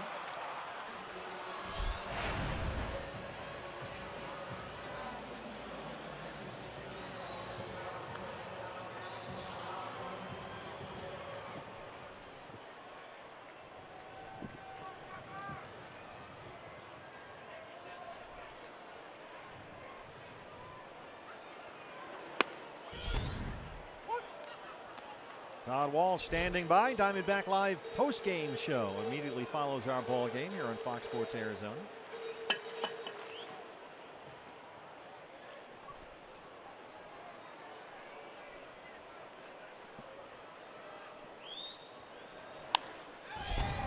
Popped up behind the Diamondback dugout. I have those quick hands.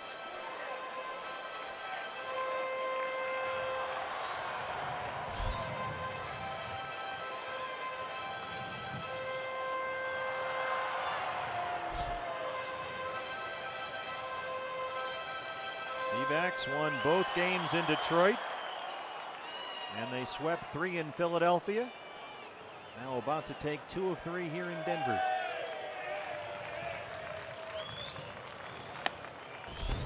One and two.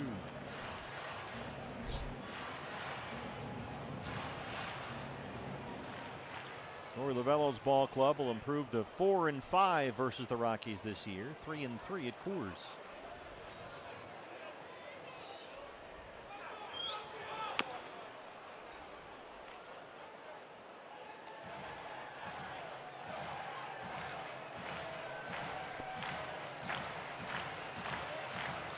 Don't forget, fans, we'll finally be back home starting tomorrow night.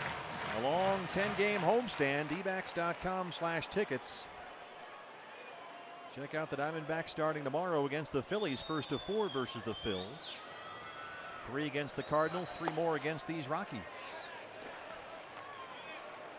You can get matinee pricing on your tickets next week, both Monday against Philly and Thursday against St. Louis. dbacks.com/matinee will give you a break on the ticket price for those 2-day games. Goldie bobblehead day coming up on Saturday.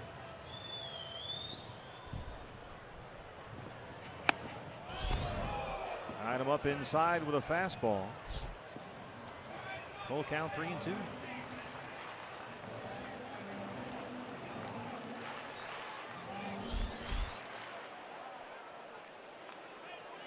Vallejo on deck. Walters at first, 1 out.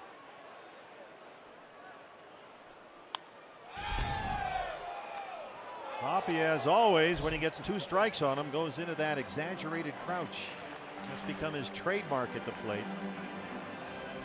Something he always does. Gets low, he feels comfortable there. He's crouched down and ready to hit. He says ideally his batting helmet is as low as the catcher's mitt in these situations. And De La Rosa feeds him a high fastball and he strikes out. Raimel Tapia may turn out to be a really good major league player. He certainly has all the tools necessary other than plate discipline. I think this guy would swing at the rosin bag if you threw it up there. Well, it's a work in progress. He's only 23. Here's Vallejo, last man standing for Colorado in the series.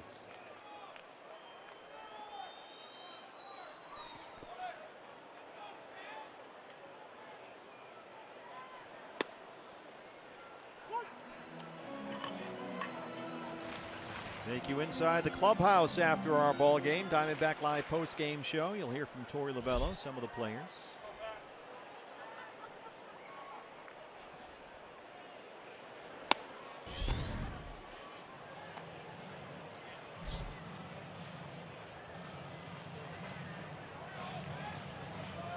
Diamondbacks road record will improve to 20-18 this season.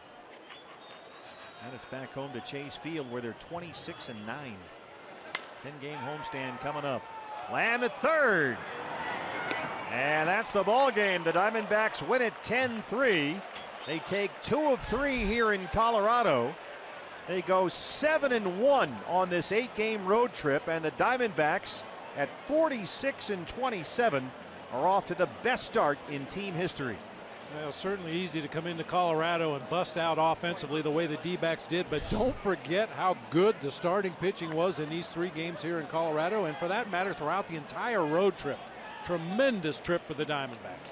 And they got tremendous pitching from Zach Godley today, who improves to 3-1. Senzatella, the loss, he's 9-3 in front of 40,681 Rockies fans who just watched the Diamondbacks come in here and absolutely beat their team up the last 2 games. D-backs since May 15th, 25-9, the best record in baseball.